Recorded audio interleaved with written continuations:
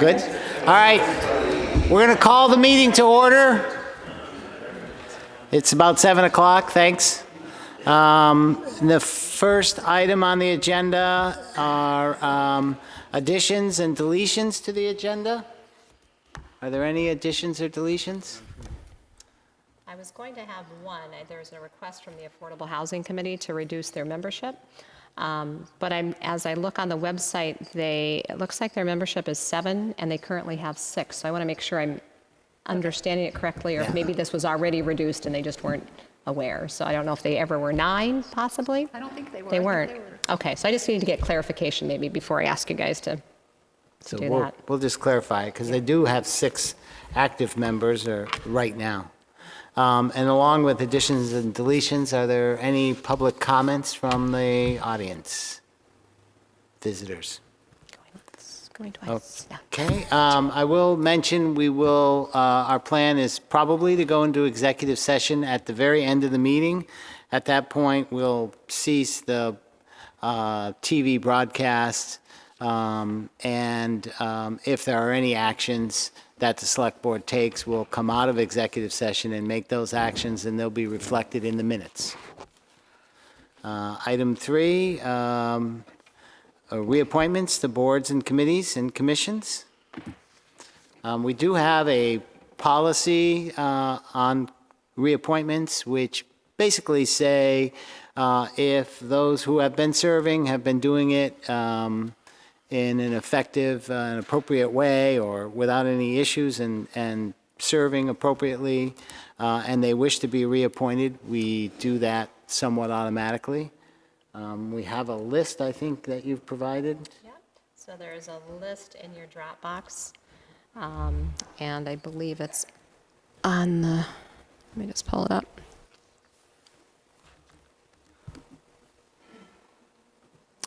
So I've reached out to everyone. I've heard back from, of course, that's not going to show. I've heard back from everyone but 2 of the people that are highlighted on your list. So if you want to just make your motion to reappoint everyone on the attached lists for the associated terms, something of that sort. Except for the people who are not renewing. Except for the people who are not renewing, right? And those are indicated on there. So these are all their new terms. So these are all their new terms, right? Okay. Yep. The ones that are highlighted, you said you hadn't heard from them? I haven't heard back so there's 2 people that I haven't heard back from. The one I did correctly, he's not renewing on the Bill Baker on the Conservation Commission. But there's 2 others, so Catherine Goldsmith with Village Steering Committee, and then Walt Hauserman for the Revolving Loan Fund Committee. I hadn't heard back from those 2 yet. So I have a question on the Affordable Housing Committee. All 4 of those people are being reappointed, and their terms expire on the 21st. And if they go to a 5-member board, I mean, it seemed like they were originally appointed in a staggering. Yeah, well, that's why I'm thinking I might have heard that incorrectly or gotten that incorrectly from Carl. That's why I want clarification, because the ones I looked at, they have 6 total already that are on there, and I think they're all, current and active. Right. That it may be, maybe there wasn't a need for it. So I just got to get clarification. Yeah, maybe it was 3 and 4 or something. Right. Yeah, okay. I had the same question too. I thought we always sort of stagger them. Yeah. Yeah. So, yeah, we could either stagger those and do half of them for 3-year term, or, I mean, that's what we've ultimately been trying to do on a lot of them, is stagger, so they aren't having so many people that are coming up for renewal at the same time. So we could either stagger and have, 2 of them have a 2-year term and 2 of them a 3-year term. But then there's the last years that were reappointed, that would be ending, those 2-year terms would be ending at the same time as last year's reappointments. So let's we just didn't really. leave it. So I wasn't sure if we can't really extend it for a 4-year term because it's a 3. For life. That's the only, it's a life sentence. So, Well, why don't we just leave it and we can. all right. So I'll make a motion to make all the reappointments listed and presented in our packet for the associated terms with the exception of those who have not contacted or stated their intent. A second. And are we including the Affordable Housing Committee into that, or we're excluding? Yeah. Including, okay. Maybe Renee could just look at it later and see. And some comments? Well, I would also like to be sure that we thank the people who have served on these committees, and, send them a letter that either we can all sign at the next meeting or some kind of acknowledgement that Okay. they've served. Yeah. Mary Lee? I just want a clarification. The Conservation Commission, when Bill Marks went off, then there was one vacant seat. And if Bill Baker isn't renewing, it says there will be 3 vacant seats. I'm just confused what I missed. I'd have to go on the website and see. No, there was always one since Bill resigned. We haven't appointed anybody. Right. So there was one vacancy, so. Bill's going off, so that would make 8 plus an Oh, empty. Bill Marks is off too. Oh, right. So that's 7. So there's really So it should be 2. Just 2 vacancies. not Two, three. there would be Yeah. 2. So there's 2 vacant seats. Well, there will be 2. It will be. Oh, okay. On That's January 1. Rather than 3. Yeah. Okay, good. That makes sense now. Any more comments or questions? Ready for the motion?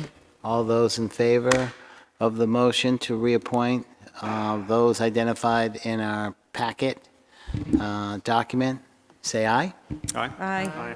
Aye, and none opposed, so the motion passed. And again, yeah, I agree with you, Andrea. Thank everyone for being willing to serve on the numerous committees and boards we have. Tom? Development Committee and the Revolving Loan Fund Committee, is there some recent drop-offs there? I thought Economic Development had a, So what you're seeing on this page are only the ones that needed to be reappointed this year. well, it says 2 vacant seats, though. Oh, yeah, I'm sorry, okay. Yeah. So there's 2 vacant seats on the committee, but this, Andrew was the only one that needed to be, Right, I his misread it. term was the only one that expired in January 1, 18. Okay. Next item on the agenda, interview for Town Forest Committee, and we also have another applicant for the Transportation Advisory Committee rep, but He'll be- I think they're he'll be here going to come another time. He'll So, be here this evening. oh, he will, okay. So the applicant for Town Forest Committee, Daryl Johnson, you must be Daryl, I assume? Darren, okay, yep, that's what I have here, Darren. Maybe you can come and sit up front here, The guest of honor seat. guest of honor seat, yeah. So we have your application, I think, in your, I'm going to say job description, not job description, but resume, yeah, in the packet. And sometimes the board asks a few questions. Anyone have any questions for Darren? Maybe first you could tell us briefly why you're, hoping to serve on the committee. Yeah, certainly. Good evening, everyone. Thank you for your consideration of my application. I'll just give you a brief background. I'm a forester. My undergraduate degree is in forestry. My graduate degree is in forest ecology. I'm a licensed professional forester in the state of Maine and have been for about 15 years. Until recently, I've been working overseas with the U.S. government as a forester. So my family and I, we recently returned to Hinesburg, and we're happy to be back.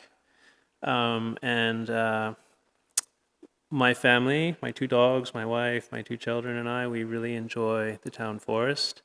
I think it's a very important part of this community. I'm less familiar with the La Platte Headwaters Town Forest, but the town forest at the top of Hayden Hill is where we generally go.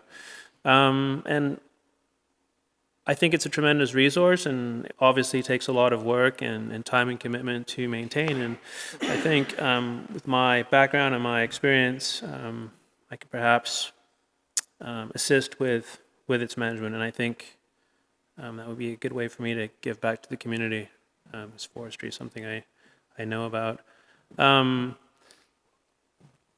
only concern, I just want, in complete transparency, my only concern in applying for this position is my infrequent travel schedule.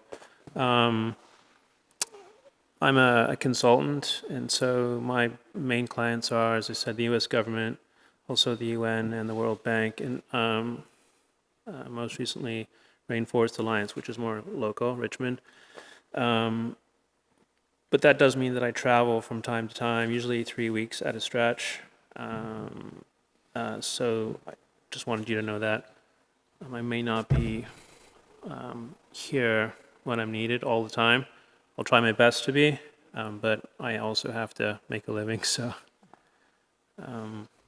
yeah, if you have any questions about my experience or where I come from or what I do, please feel free to ask.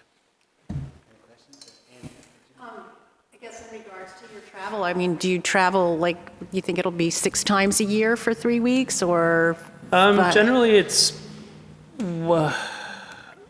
I would say probably once every 2.5 months, I'm gone for 3 weeks. Okay. Yeah. Okay. So. And I do work from home, and so when I am here, I'm fully committed to performing my functions. But it's just when I'm overseas, obviously, it'll be challenging. Could I ask another question? Yes, Yeah, so please. you're licensed in Maine, and have you worked as a forester in Maine, or in Vermont? Not in Vermont. The work that I do in Vermont is through the Rainforest Alliance. I do forest management audits, FSC. But I don't practice as a forester. And in Maine, I worked as a tribal forester for the Passamaquoddy Nation. Okay. I'm really interested in indigenous forestry and community forestry. So, yeah.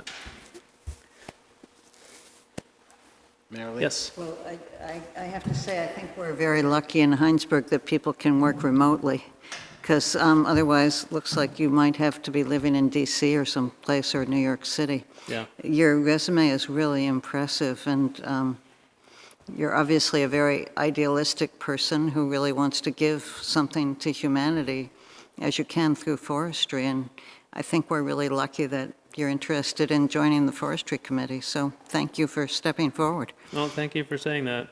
Yeah. Yeah, no, Hinesburg is much preferable to DC, which would be my other options. Yeah. How did you choose Hinesburg in terms of?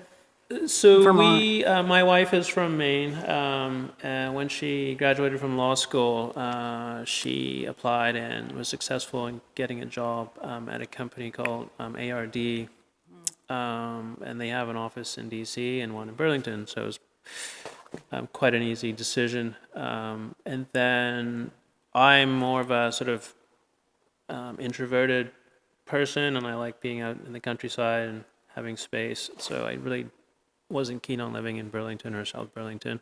But the threshold was about a 30-minute drive. And so Hinesburg was right at the edge of that. And so I drove out here and fell in love with the town and the landscape. So yeah, here we are. Well, Darren, I have to say I was really impressed with your resume. And I see Pat Mayners here. She's the chair of the Forest Committee. And I assume she's backing you 100% to be on this committee. And with your experience, technical experience, that you'd be able to provide the committee members, who will also have a lot of experience, I would guess even if there's a couple of meetings you can't make, you'd be utilized as a consultant for the entire committee. Did you want to say anything, Pat? Or? Move pretty slowly, so I'm not too Okay. worried about some. And actually, Ethan Tapper and I met Darren up in the Hinesburg Town Forest, I don't know, probably 2 years ago now. we were there with some UVM students who were going to be doing a project for us, and asked Darren, do you come here much? And he said, yeah, and he started coming to some of our meetings when he could, and he's already made good contributions, so I'm thrilled that he's interested. Great. Okay, yes. In your other work, do you work with local people, or mostly with governments and staff, or do you actually work in communities or Yeah, so actually the on answer to that policy stuff, or? is both. So my wife is more policy, I'm more technical. We met overseas doing this sort of work. I generally work with country governments, so most recently Zambia, the Zambian government, to implement community-based resource management projects. And so through the government, building their capacity, working with local people, very much on the ground, which is what I'm passionate about, to improve their management of the resource. And so a lot of these countries, people are living in the forest, utilizing the resource, depending on it for their livelihoods. And so they're really inextricably linked. And so the idea is to work with people to get them to recognize the value of sustainable management of the resource. And of course, there are now challenges with climate change. And so Too, somewhat. absolutely. I mean, one of the first meetings, not to diverge too much, one of the first meetings I attended, the Forestry Committee, there was discussion about use at the town forest. So recreation versus conservation, and that sort of friction. And yeah, it's the same anywhere in the world. I mean, the trick is to strike a balance because, everyone should be using the resource, but just in a way that makes sense and it's not detrimental to the resource. Does that answer your question? Yeah. Okay. I was just curious about, that this is like very local, very much, it is policies that get implemented, but it's tricky when you're having to deal with, with people and people who it's impacting our everyday lives, as opposed to, if you're just working in some office someplace with the government, you're not always sure how it's going to affect people on the ground. Yeah, if I may add something, I think underpinning all of those efforts is education, outreach. In Africa, they call it sensitization. And to change people's behaviors, it takes a long time and a lot of effort. And so, a lot of my work is spent on just educating people. If I'm successful in obtaining this position, I'd be very interested in working with the local schools, Hinesburg Community School, and talking to the children. And I'm sure that's already happening. But just, educating people in the community about the resource and why it's so special and why it's important to manage it carefully. Entertain a motion if there is one. I'd be glad to make a motion to appoint Darren Johnson to the term as stated on the agenda to the Town Forest Committee. Second it. Any more discussion? No? All those in favor say aye. Aye. Aye. There's none opposed. Thank you, Darren, for applying. And I'll say that, one, I always feel maybe a little humbled when people join committees, volunteer in committees, and we have a lot of them, and then some of the experience they have and what they can bring, whether it's practical, technical experience or just good experience. You really show that to be true. And then it's always good to be reminded what a resource our town forest is. We've been reminded over the last couple of years as it achieved historic. It's the first town forest that's been designated on the National Register of Historic Places for its management, not for the cultural stuff in there but really for its continuous management. So it's quite a resource Yeah. that we have, and it's always good to be reminded about how valuable it is, and it's good to hear somebody with your experience say those same things. So thank you very much for joining us. My pleasure. Thank you. And one of the exciting things for me being back in Hinesburg is beginning to get to know members of the community. And it's funny because we were sort of back and forth for a while. And people don't tend to invest when they know that you're not going to be around. And now that we're around, it's this tremendous network of people that we're meeting. We live up on the hill. So I'm sure none of you really know me, but you have my contact information. And if you ever, I work from home, so if you ever want to just give me a call or send me an email, I'm happy to sort of meet you for coffee and chat. That would be, go for a walk in the forest. Right. Perfect. A tour. With the dogs. So yeah, that, please feel free to reach out. Yes. Thank- And continuing with this agenda item, we would consider appointment for Richard Watt. You can come up and sit down in the front. For the Transportation. Yes. We did, yeah. For Transportation Advisory Committee rep for the CCRPC. And we talked about this just a couple of meetings ago, looking to, fill this position. Richard, do you want to tell us why you're here? And Mr. Chairman, thank you, Selectboard. So transportation is something I've been keenly interested in for a long time, and I haven't been involved as a researcher, but also as a practitioner of different ways of getting around. And I am one of the proud bus riders from Hinesburg, 3 days a week or so. So I have some sense of that system. And in my work as a researcher, I've looked at a variety of ways to think about transportation and how we provide people lots of options for their mobility. So I happened to be at the CCRPC for a meeting, and they told me there was this potential opening, and I had once served on this committee before in a different capacity, so I was delighted to be able to reach out and see if I could volunteer on behalf of the town to do this.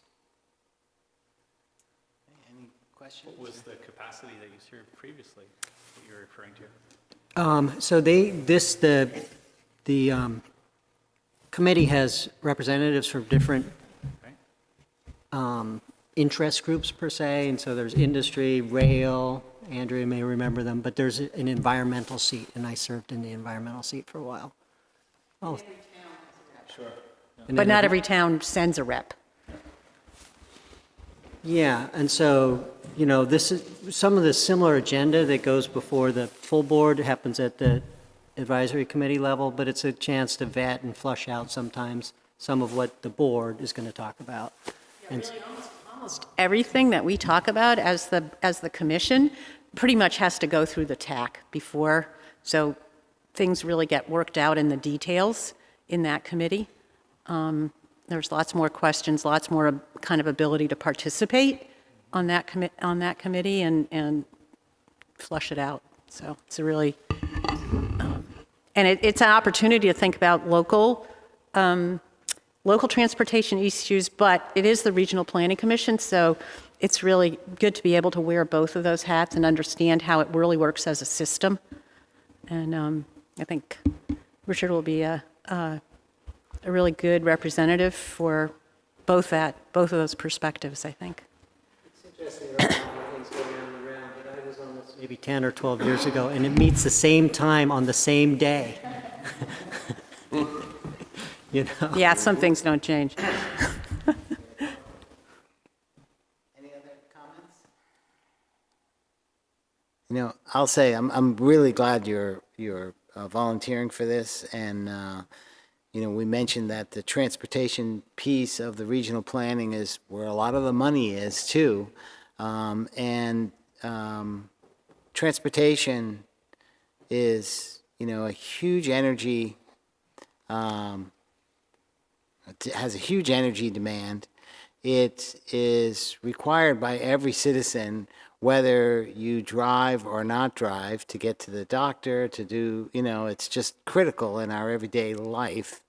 And some of the things that are being worked on are not only to address energy, to accessibility, so everyone has access to good transportation, and affordability too, to some extent. I expect things are going to change in the future than what we're used to, because it isn't sustainable and affordable forever. So this is an important committee. One thing I just sitting here thinking about is that it might be really helpful if, Phil is on the transit board, and Richard, Michael, and Marilee, all of us who serve in some capacity, for us to get together and just to, oftentimes we're copied on memos that come out from the CCRPC staff, but at some point, maybe the five of us can get together and just see if we're on the same page in terms of what are local issues that we want to see addressed. I'd say that, and I'd say I'd like to be an advocate for the town of Hinesburg. I think that you're right, that there's funding here for some of the stuff that you guys are interested in. You also have a really impressive resume, Richard, and I'm really grateful that you're stepping forward to work on transportation. Obviously, it's such an important issue, and I know you're a big bike rider too, because I see you getting around on your bike when you can't take the bus, and so you walk your talk. And I'm hoping that you can bring more bike safety and biking encouragement in your position on that board. Me too. I'm cognizant that many people, there's mobility on it, so I just want to be a voice, an advocate for providing alternatives and thinking about, as Mr. Chairman said, about the social, economic, and equity issues involved here too. Okay, is there a motion? I move that we appoint Richard Watts to a 2-year term as Hinesburg's representative to the Transportation Advisory Committee, expiring June 30th, 2019. Any discussion? No? Second. Oh, yeah, thank you. All those in favor say aye. Aye.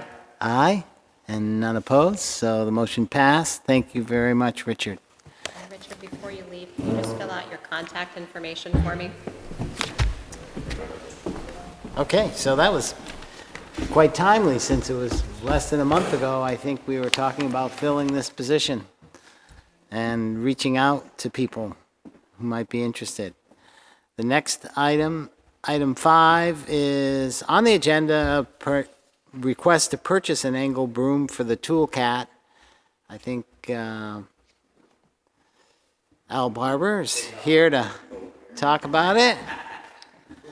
It's really a conversation, because I know it's budget time, so capital planning and everything, taking on this very important role of keeping the sidewalks clean. So, for years I've been watching all the sod that's been being torn up every time we have to plow. And, the ski areas, I've obviously been around ski areas for 30 years. A lot of them use brooms on different type machines. And it reduces the damage considerable. And, one of the reasons why you end up with so much damage, one's the width of the machine is really way oversized for what we're trying to do with it. And it's heavy. I was looking at some of the specs today. It'll run upwards of 9,000 pounds if you've got any sand in it. So it obviously is probably damaging some of the sidewalk sections because of the weight, because they aren't designed. Most of them are 3-inch, so it, is it long-term? Probably. So, but anyways, getting back to the broom, it really, to me, makes more sense to invest in something like that. And I think it would do a much better job of cleaning it. Obviously when you get into heavier snows, you can't use it, but for the most part. And it would probably speed up considerable the amount of time it takes to get them done. And it would, we range anywhere from some sections, I think less than about 3 feet to probably 9 feet up by CVU. And I think by more carefully removing the snow, especially off the sods on the edges, it'll give it a chance to freeze down before, it'll do a lot less damage if you can get it froze down before you actually have to put the plow on it. So, it's just a conversation. I've talked to Renee about it and talked to Mike and Tom and I had talked, and, I've talked to a bunch of other people, and it really, and probably, We've talked. Yep, we've talked about it. So it's, there's quite a little bit of support for it. And I just think it would make the sidewalks a lot more usable, And it's really a budget thing. It's about $4,000 for one. I did talk to Champlain Equipment, which is the toolcat dealer now around, and they have a rental one, which that's a 86-inch one, which is really large, and it's the only rental size they have. Yeah. But they would rent it for us to try for $500 a week, which, yeah. And then right, well, you angle it. It does angle, but, still, it's way overkill. And the one that actually is designed for that, not the sweeper, but the broom, because there's a difference, is 68 inches. So after you angle it, right now, the current toolcat plow width, when it's at its narrowest, is 6 feet. So when it's shrunk as far as you can shrink it in. So, it would work better than what we've got. And then when you angled it, you would lose a little bit more. But the problem is the tire width is 6 feet on the machine. So you're kind of limited on what you can do. So that's The tire width on the toolcat is 6 feet? No, 60 inches, 5 feet. 60, yeah, I was going to say, I don't think Yeah. it's 6 feet. 5 feet. No, yeah.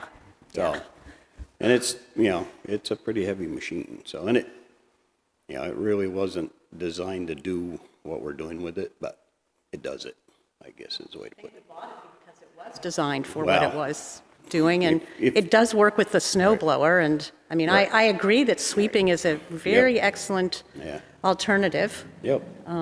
especially when it's a small amount of Right. snow. Yeah. And there's a I lot of, certainly think Yeah. that there's the blower, Right. you have to use the blower sometimes. yeah, oh, absolutely. And that ice is the biggest concern, and I Right. think if Yeah. the sweeper, the broom can Right. do that, Yeah, and that's one of the things with the plow width and everything on that, and even the blower width, because a lot of the sidewalks, it's actually riding on dirt instead of down on the actual sidewalk. That's where you really start your icing, because you're leaving. Well, I haven't really noticed a lot of sod damage, and I don't know whether, oh, Memorial Park, and that's Noticed a like fair amount. wide open. It's kind of, but, But more what I It's- was thinking yeah. about is this ice thing. So if you're sweeping it back to cement every time, you're not leaving what the blower leaves, that fine level that freezes up and ices. Yeah. So, but it is one of those things where, when we bought this toolcat, were we thinking that we were going to be spending $4,000 soon for a blower or a brush, or, and it's just like, it's like this equipment, The amount that we did spend for it. it's like this equipment creep, we just, Oh, absolutely. Yeah, And one it- more thing. And it is really, it was a very expensive machine at the time we lease purchase, so. well, it's also a machine, though, that can be used for other things, and Could, yeah, well, right. And the broom can be used, there's certainly, if we have that broom, there's other times of year when it would be very nice to sweep, and to sweep the sides of the road. Because, we're lucky if we get 1/16 swept once a year. Am I understanding you correctly that the size broom that we would need for the machine we have is not available? No, it It is available, 68 inches. But isn't that too big? Yeah, they make one smaller, but that one's really too small because is way inside the tire width, so. This one would work with a slight angle, which you'd want to Right, angle yeah, anyways. You gotta have it at an angle anyways, so, yeah. It does not sound like a real ideal situation, though. It sounds like we're having to kind of adjust. Right, yeah, and I think, I know eventually, I know because Renee, we looked at it today, there is a, placeholder in the capital investment plan for that machine, so, well, a machine, whatever the machine is, so. And that's an 09, only has, I think, 557 hours on it, so it doesn't have really any hours, but it has a lot of rust, so.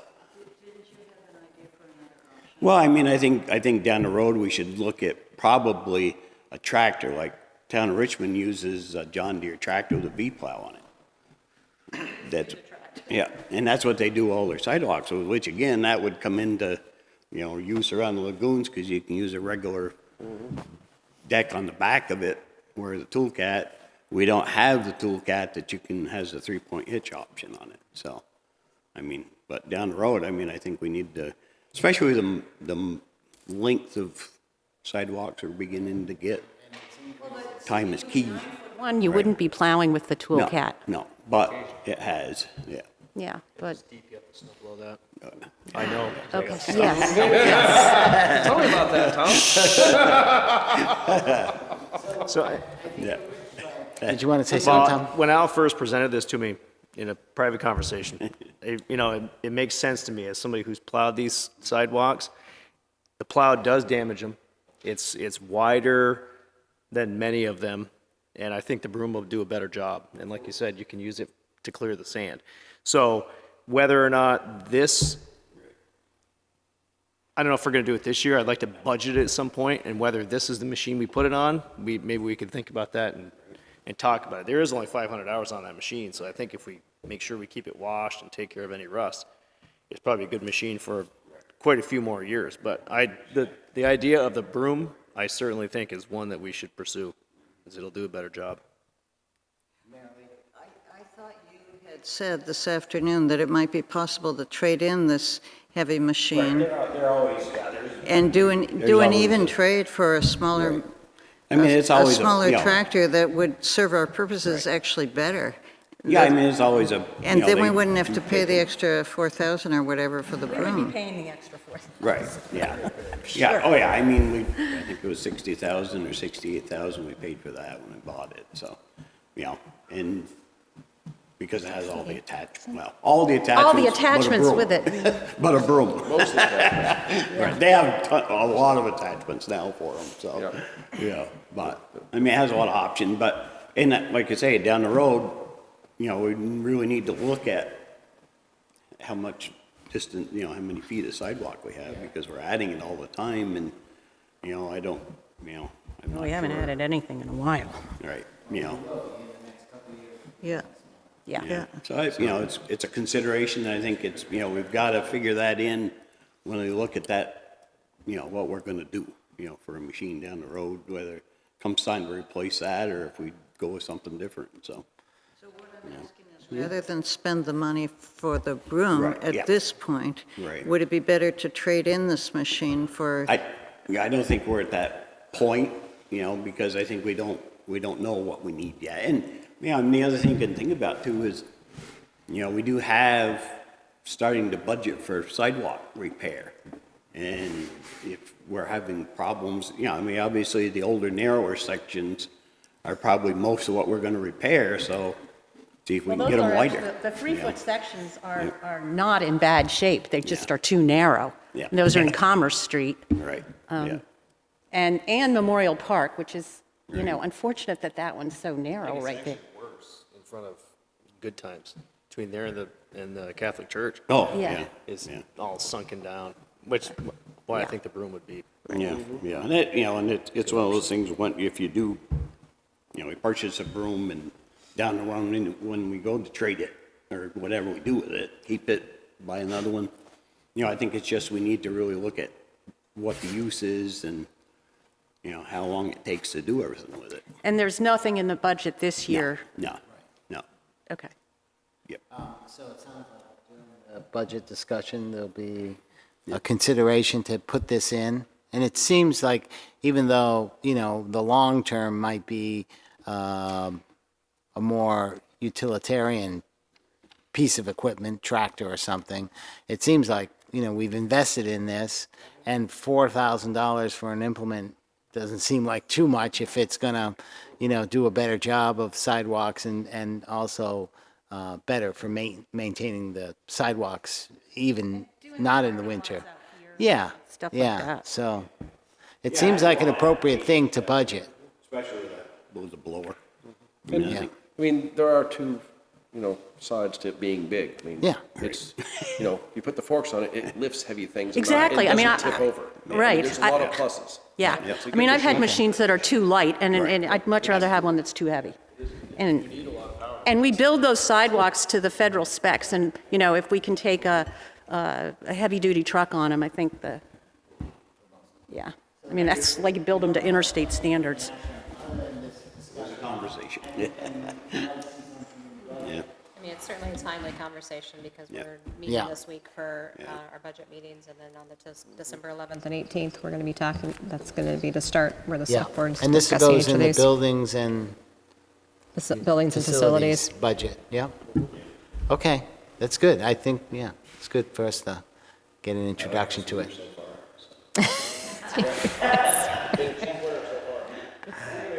Thank you, Al. Okay, next item on the agenda is a open discussion on the draft water source development agreement with BlackRock Construction. This has been in the works for probably a year, 13 months, a year maybe. And so now we have a draft agreement that's been looked at back and forth, and our town attorney has looked at it.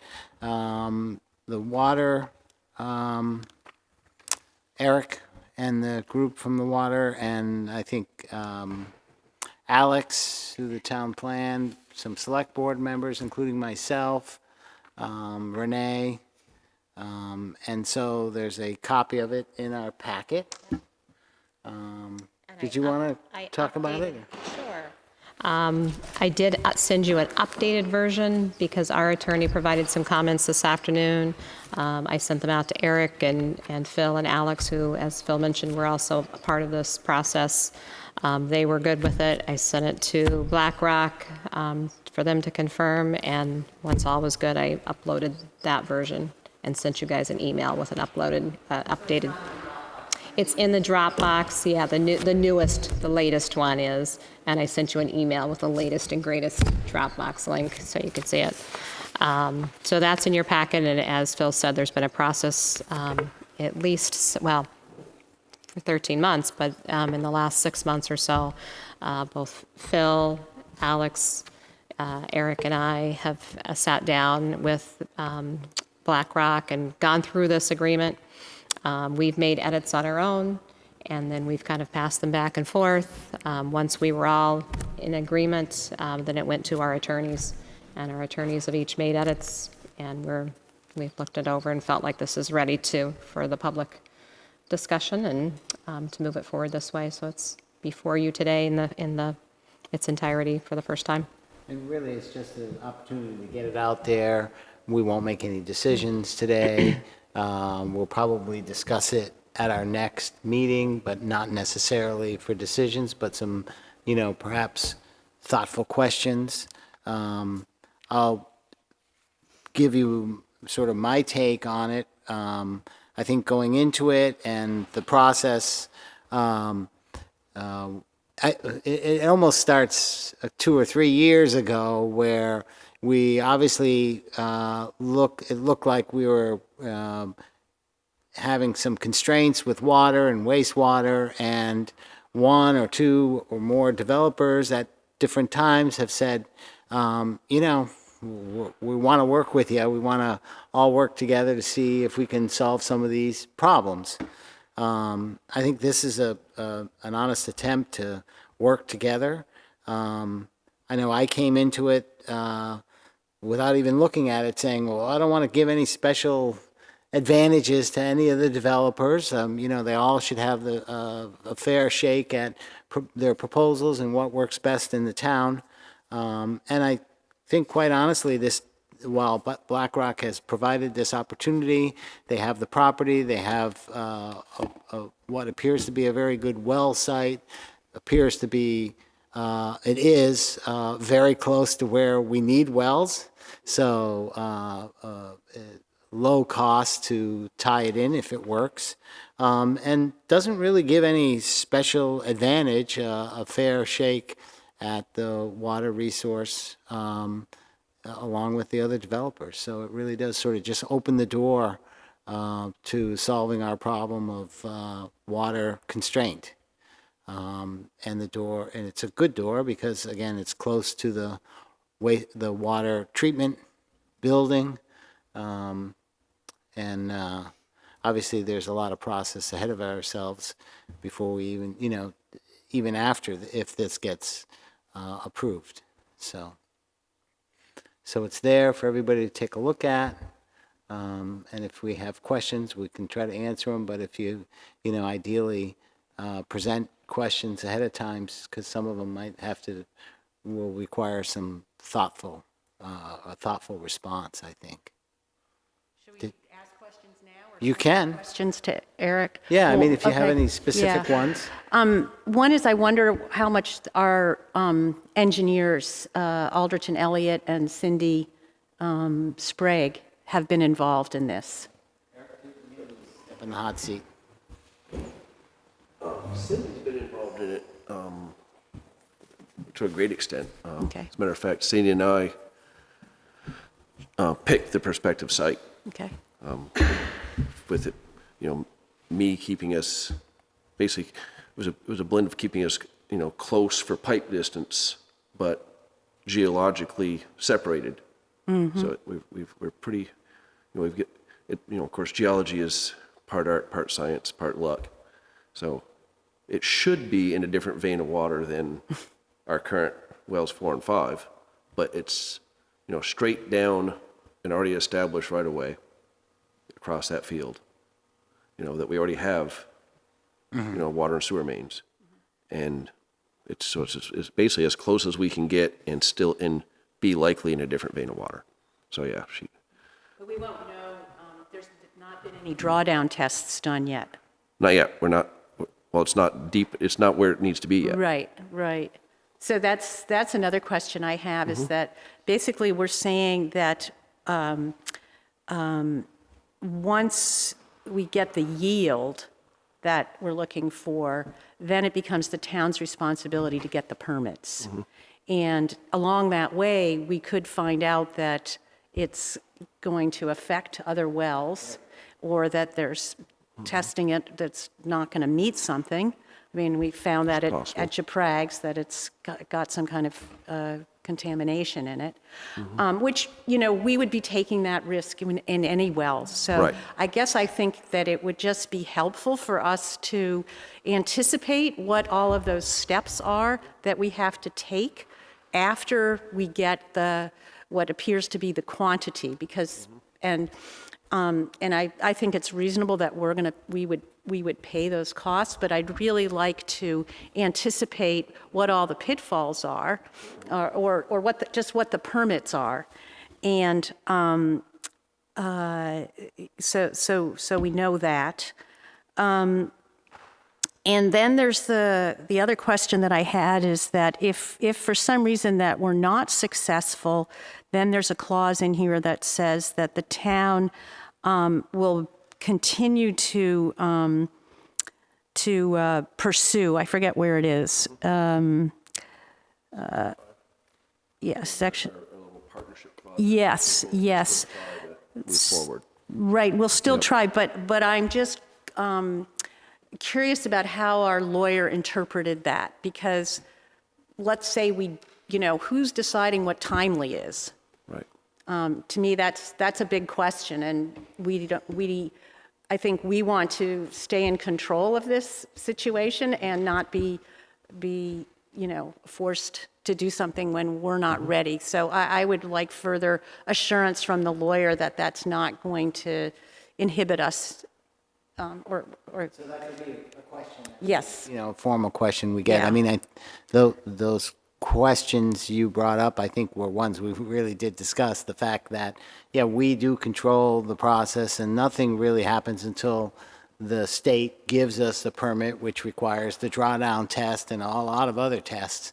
And only, at that point, do we, can we move forward and everything, this agreement sort of just waits for that to happen at our timeline. Your second question was, yeah, what our obligations are. And the way I read it, although we can wait for the lawyer, is, if this doesn't work, or even if it does work, it doesn't mean we're not going to keep looking for more water. But again, it's at our timeline. And it's in our interest to, move that forward as fast as we reasonably can, while we maintain, as low a cost as we can for the water users. As is addressed in the agreement, there's a possibility that this is not, the solution, but it's a part of the solution. And it's actually, one of three that Cindy and I have designated locations for. It was the first choice, the best spot. The second best spot is shortly across the brook on the Grabowski property, and the third is actually closer to the water plant. That one's third because of the risk of it being in the same vein of water. Yep. So there are. I'd just like to anticipate any problems in terms of depth. I mean, we know that the water line has to be pretty much, below frost, so we don't run into a similar problem that we had with the sewer line, and in terms of the permitting part of it, and that, we're relying on, just try to anticipate what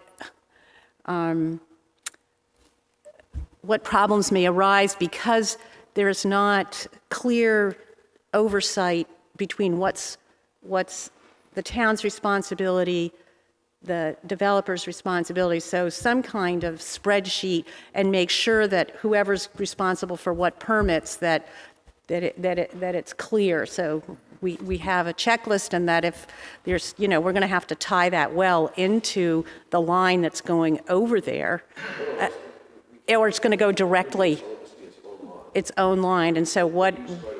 It's going to be a new pipe. Right, and so are we going to have to cross a stream to get up there? And so what permits are we going to need to do that? I'd really like to see what are all the steps that we need to do once we find the water. And it's not really a reflection on this agreement, but I just am looking back at and realizing that, today's problems are sometimes yesterday's solutions. And let's try to anticipate what problems we might be, we can at least try to think ahead of all the steps that are involved in this. That you would need to do eventually anyways. At what point you do is sort of say, hey, this is looking pretty good. Here are with the folks you're working with, here are the 12 things that have to happen to really go from where we are at some point, and today might not be the point, but we're getting close to it, to here it is, we break the champagne bottle on the pipe and say it's ready to go, the christening. So what are those 12 steps or so that it would take? The pipe would be pretty simple, but I'll have to check into the stream crossing. Yeah. Oh, and other things, a lot of permit steps that would have to Oh, yeah, happen. absolutely. Right. Yeah. Right. Yeah. Out of the That's true. ordinary. Right. New. Yeah. Just a duplicate of. Yep. So one question I have is, before you spend a whole lot of money, has this water been tested in any way just to make sure that it's, of a quality that we can work with? It is not, but it would make sense to do some I would base think. level water testing. Right. You know, just Wouldn't if disagree it's with that. bad water, why spend all the Yep. money Yeah. and time Let going it forward? dissolve. So just to introduce Ben is from Black Rock Construction here to open the discussion on this. The only other point that Andrea had brought up, just to clarify the continued cooperation, that it's at the sole discretion of the town. So sort of we're making that leap of faith that eventually the town needs a second reverse osmosis drain online, and so we're taking that leap of faith that if we get you 3/4 of the way there, that when time and budgets allow, that you'll keep going and until you get there. So there's a lot of mutual risk in this, and it should be noted that the whole thing is predicated on the water being online. So the reality is my global risk is I could move forward and permit 50 units and get all the way to the end, and if the water's not online, then I have to sit there. So we've talked at length about that internally, and we feel that's an acceptable risk, and balancing it with, it is a self-interested need. I can't hide that, but it's also a greater need that serves the community, and we mean that very sincerely. Eric approached us, we had the site, and the early indicators are good. So maybe Andrea, if you want to put your questions in writing and send them to Eric, copy Renee on it, and then we'll get some answers as best as we can. Yep. It was the 36 gallons per day or less. I mean, what does that translate into in terms of the wastewater capacity that you'd be looking for?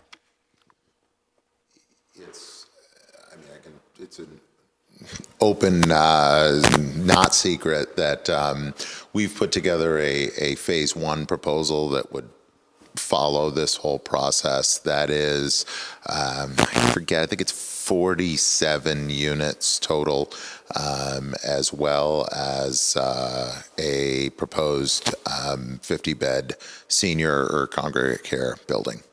And it is my understanding that there is, as we sit today, enough wastewater capacity to accommodate that first phase.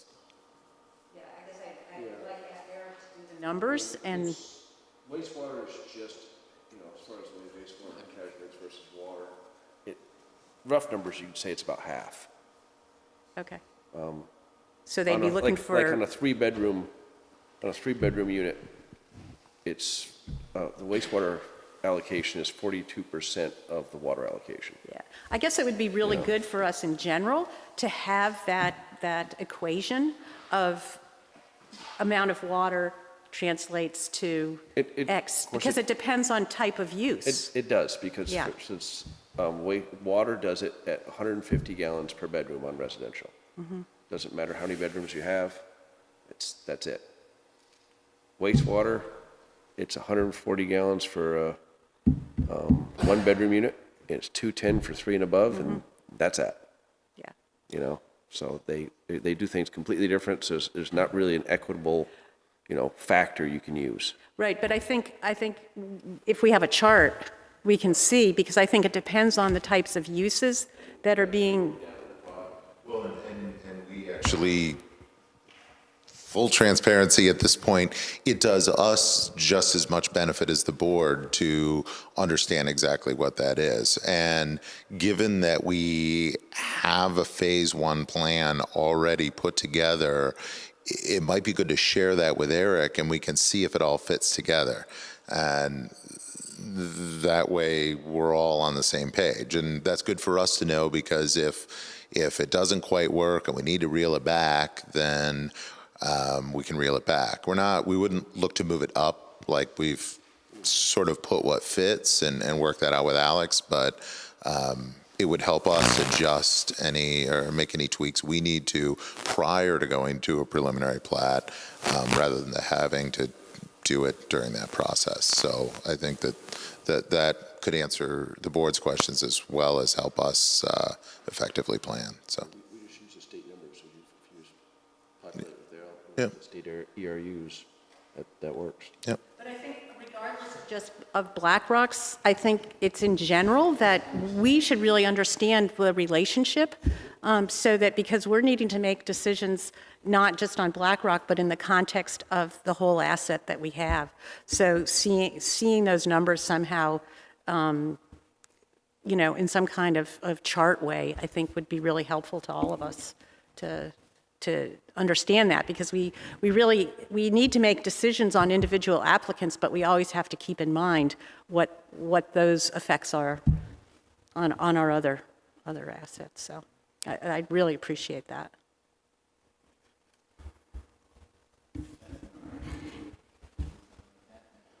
I'll write it down. Yeah, that would be good, yeah. Okay. Yep. Any other comments, discussion? Go ahead. Whoever's been working on this, I'd like to thank them. I think it's a good way to cooperate between the town and private entities. I think it's long overdue, so great, thank you. Hopefully it works out at some point here. Yeah, I'm quite pleased with it. I won't say I went into it not skeptical, but like, you know, let's go slow, let's walk slow here, and I'm quite happy with, it's worked out pretty well, I think. The idea was to get a lot of sets of eyes on it with a lot of different knowledge sets so that we could create a good document that worked well for Hinesburg. Obviously, it needs to work well for any developers, but, you know, so that people could read this and this could be part of the public process and feel like this is something that does serve the town well. I think it's fair enough to say there's at least one other developer that, you know, is interested in this, because it, you know, hopefully opens the door to move forward. I've spoken to the other two major developers in town, and a lot of eyes seeing how this moves forward. And, you know, if we can get it to move, I think it can help the overall. And the goal is really to get some revenue coming from the, you know, those water and sewer impact fees. And Alex couldn't be here tonight, but he will be here at the next two meetings. So he sent an email and just so that he's been part of this process, as we mentioned. He's very much in support of this agreement. Felt like it's a good agreement, and would like to see the town move forward to determine if this well will help address our water supply issues. So I think at this point, we'll put it on the agenda for the next two meetings. The next meeting, we'll see what open questions we might have, see where we stand. If we need to go again, we'll just take the time so everybody feels comfortable. But at the same time, try to, you know, if we can, continue to move forward. This could certainly be one of those Selectboard recap items to put on. Yes. Yeah. Okay. Okay. Good. Thank you, Ben. Yeah. Next item on the agenda is a potential request to the state DOT concerning the Route 116 speed limit at the village south end. This has been brought up, I think, a little bit before, and maybe Chief Koss, you can give us a little update. Sure. Yeah. Guest of honor seat. You can?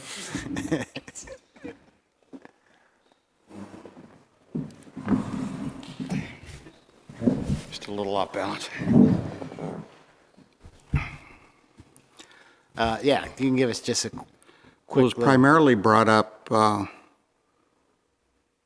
with contemplating the Norris development down at the south end of town.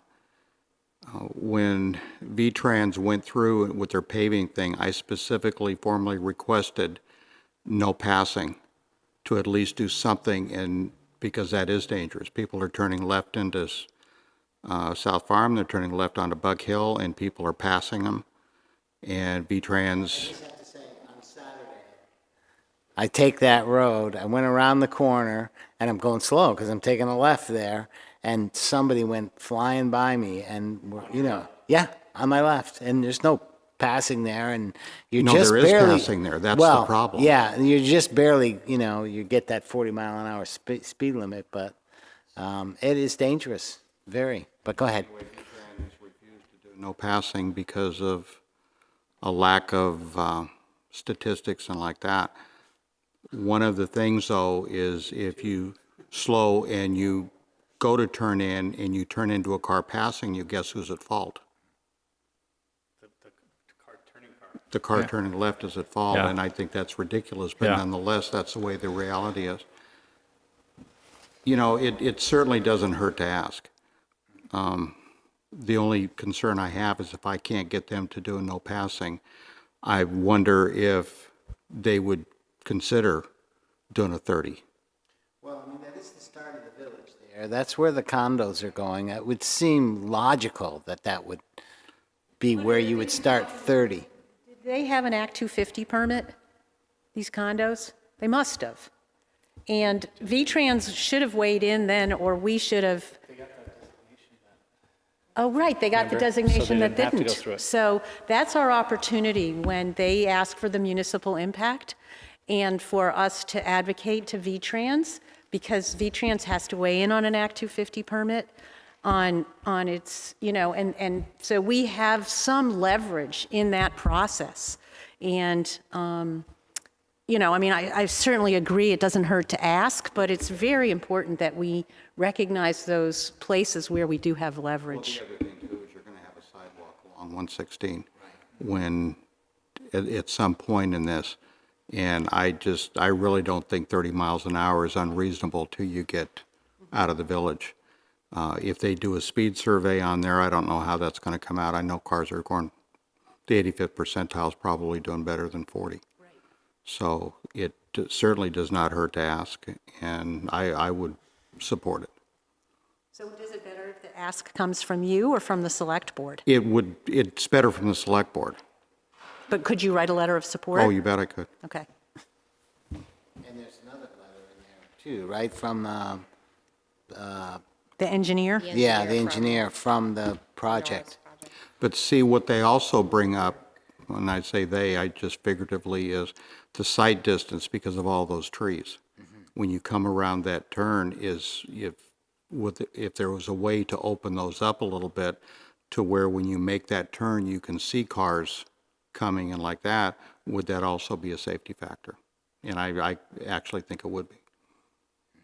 I'm confused on the premise here, though. If the folks who live here and use it see that there's a need for it to be safer, and we make that recommendation, why would V-Trans work against us? Because everything What- V-Trans does is out of the federal guidelines. Every sign they put up, every time they do something with a roadway, it's because this is what the federal government recommends and like that. For them, recommends. Mandated. Right, but for them to lower the speed limit, they are going to want to do some kind of statistics. When we write the first ticket on when they slow that down and we start using radar, the very first ticket we write, when they take that to court, have we justified the speed? And we do that by doing speed surveys. And we do Mechanicsville is a good example. Even though the 85th percentile was higher than that on Mechanicsville, I got it down to 30 because Thistle Hill was coming in at that time. You're approaching the village, and I could actually articulate why that should be 30 miles an hour. It's the same story here. But it's the feds. But it's the I mean, feds. it's the But state. right, it's the state. Yeah. And they're the ones that call it, and that's, part of, in the future, when you're talking about taking over 116, that's part of what you're doing is then it's not the state's decision, that's the town's decision, what they do with the road. Well, I mean, it sounds like if we're to move forward, then this is a step we should definitely take. And right now, it's the only step.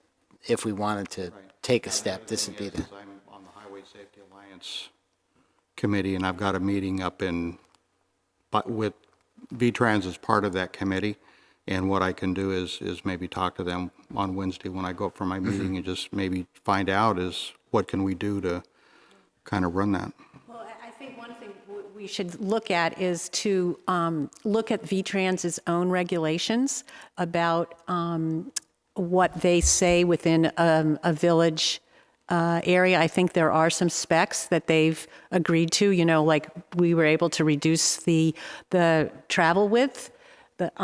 And so if we can at least do a little bit of research, so we do their homework and we say, you know, you are allowed to do this because this is, you know, even if our designation has lapsed or whatever, you know, there's this growth. So I think it's good to reference that. The other advantage we have is we have 30 through the village now. Yes. All we're doing is we're extending our village south because of, again. Well, we've already extended the village district. We Right. want the speed limit to coincide with. Exactly. And that is in keeping with their own regulations about state highways going through villages.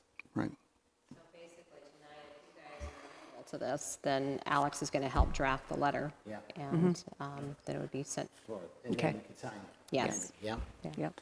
okay. So is there? Or, I mean, I think it even can just come from, not just, it can come from our town administrators. On behalf of the select board. On Yeah. Yeah. Seems like, And- I don't, you know, I'm all right either way, Yeah. but in this case, maybe more signatures Okay. showing United Front, if it is United, having the chief sign Yes. it, having the engineer report in there. It seems like we might as well go all out, if this is what we want to do. And so the next question, is there a motion to make this request? Make a request of the VTrans to lower the speed to 30 to, is it Buck Hills, the demarc that we're talking? Yeah, It's really the village, that's where the village. to the village. starts, Yep. yeah. To our southern village point, which in this case is Buck Hill. Second. Any more discussion? All those in favor, say aye. Aye. Aye. None opposed, so that motion passed. Thank you. So we'll ask Alex to write the letter, and then, And again, Wednesday I'll try to get some information while I'm up there, yeah, that would be good. as to So, maybe where we can go. just to clarify, so if I am taking a left and somebody passes me at that same time, I could be found at fault? You would be found at fault because they're legally passing. You're failing to yield to a car that is doing something they're Even allowed though to do. at that point, they're just coming out, yeah? See, that's Now, what- here's another question. So now I go to the end of my driveway, and I go to take a right, and I start to take a right, and coming around that corner, somebody's passing, and, you You're know. failing to yield to traffic so close as to crowd. That's the joke of the system. And it's, like I said, I wanted that to be a no passing zone because then it's Yeah, clean. You just right. don't pass there. Yeah. And it's, like I said, I was actually kind of surprised when V-Trans wouldn't do it, but. So I have one more question. It doesn't relate to this, but it does relate to roads. While you're at V-Trans, wherever you are, can you ask them who's responsible for the big pothole up there by the bank, by the community bank? Are you talking about Like the cliff. right side? The drop-off? Because I don't think it's in the town right-of-way. I think it's in the state right-of-way, but, I mean, that thing is 2 feet deep almost. Yeah, actually, Mike Anthony's a good one to. Yeah, Is that where people go around cars making a left and they go into the? no? They might, No, it's on the north side. It's on the bank side of the intersection. yeah. So if you were headed south on 116, turning down Shelburne Falls Road, on that side. Okay, we can figure Just, that out. it seems like something that should be fixed, but I don't think it's a town responsibility. You need a big boulder in there. Keep a car out of it. It's just a bad, Agreed. yeah. I agree. Could damage a car in that thing. That's what I'm thinking of, is they're just going off the traveled portion of the road. They're cutting it. There's no effect on V-Trans? It has no effect because it was so far out of bounds Yeah, okay, that's what I that thought, the speed limit could have been 10 miles an hour. That crash would have happened regardless. yeah. So even though you would use it in your statistics that, yes, we had a fatal crash there, it's, V-Trans may look at it like, well, wait a minute, that's, but it is a fatality, and that is, to me, it's relevant towards to be able to try to, we wanted 30.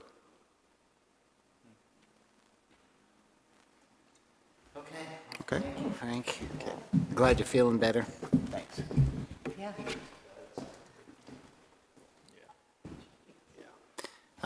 So the next item 8, is an update on the CCRPC.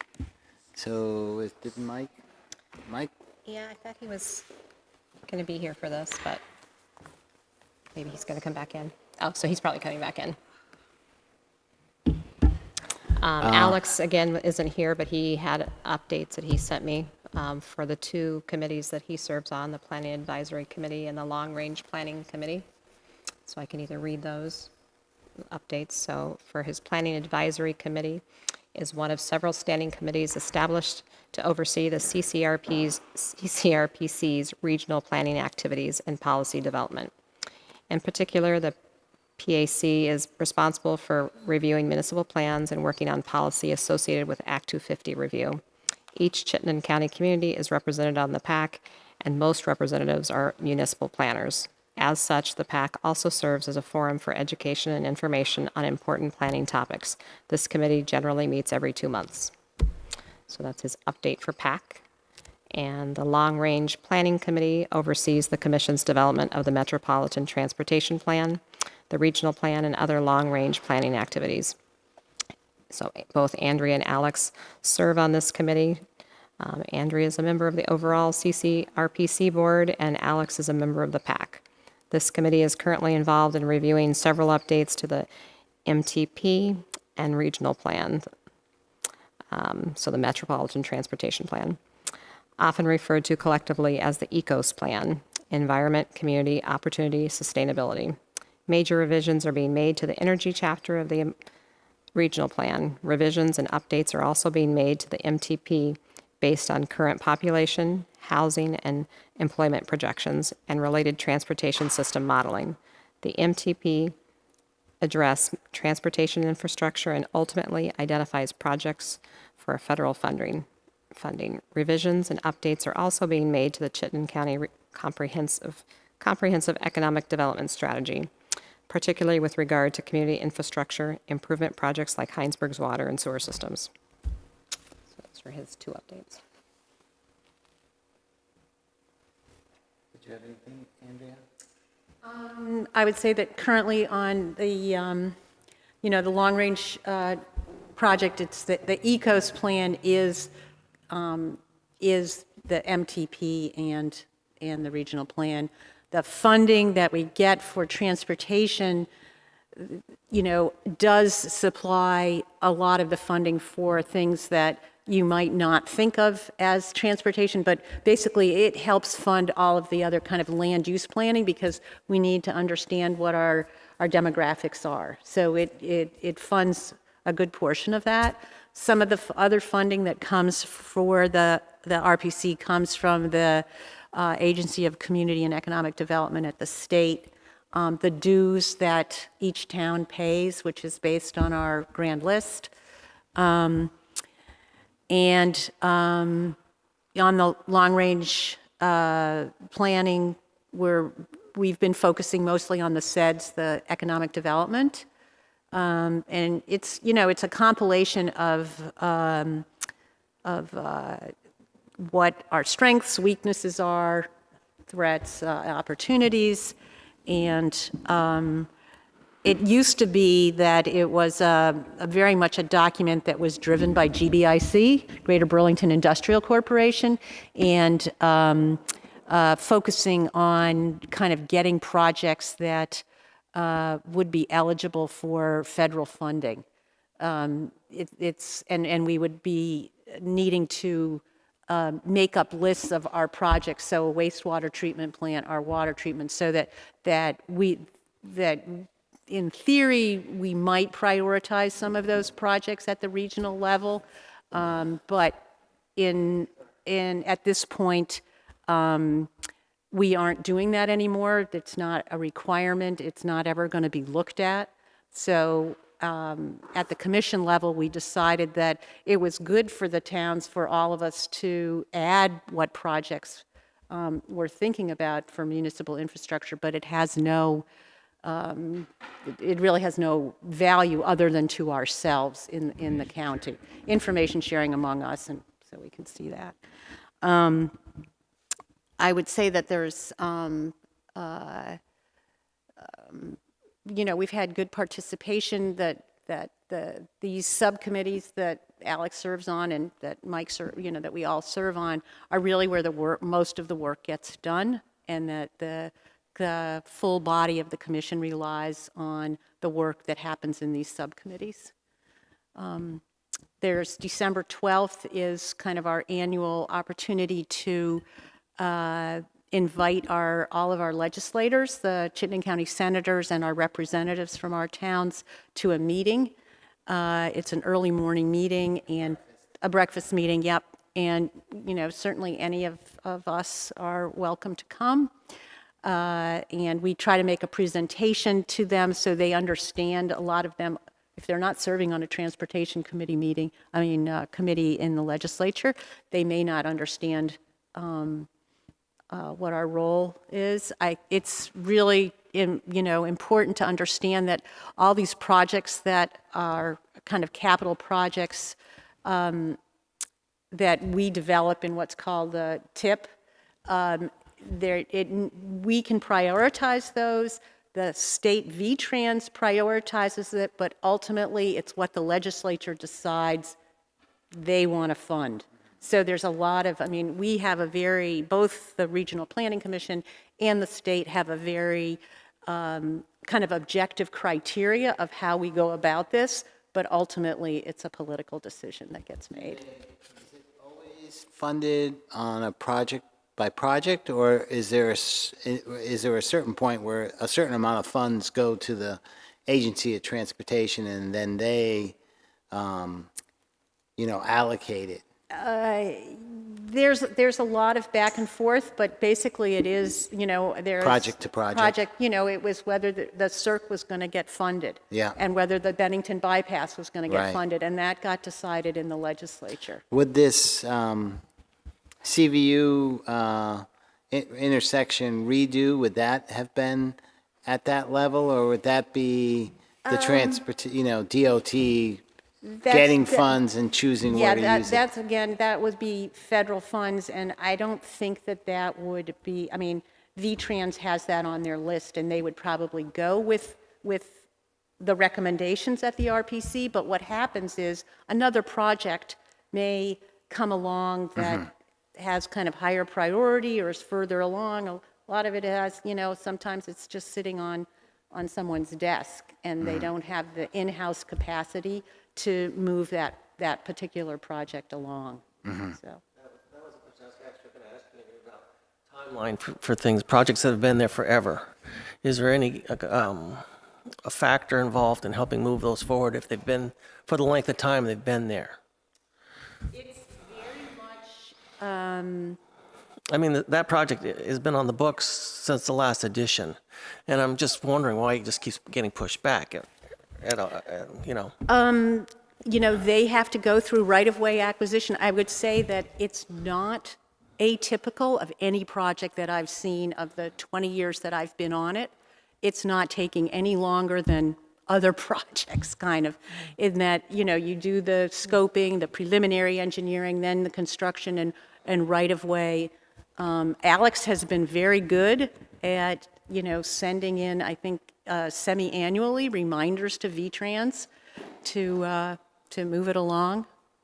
But that's kind of how it goes. So 80% of the transportation dollars come from the feds, 20% usually comes from the state and/or a local match. Like if we were, if on that project we potentially were putting in 10% match on that, it might, maybe that would move it along. I don't know. I remember I've told the story many times that when we did the last edition of CVU, we had the money aside for that project. And we were told that they weren't going to do it at the time. So right. I'm going, well, yeah, it's frustrating to me. Has there been any discussion about funding, federal funding? Unsure about federal funding? Yes, Always, I mean, it must always be a Yeah. topic. so, yeah, we have, especially right now when, the government, there might be a government shutdown, then Right. we have no idea how much Yeah. money will be coming. I mean, Vermont, typically, any bills, any transportation bill that gets written, or it gets money allocated, small states, there's always kind of a provision that we're going to get a minimum amount. But,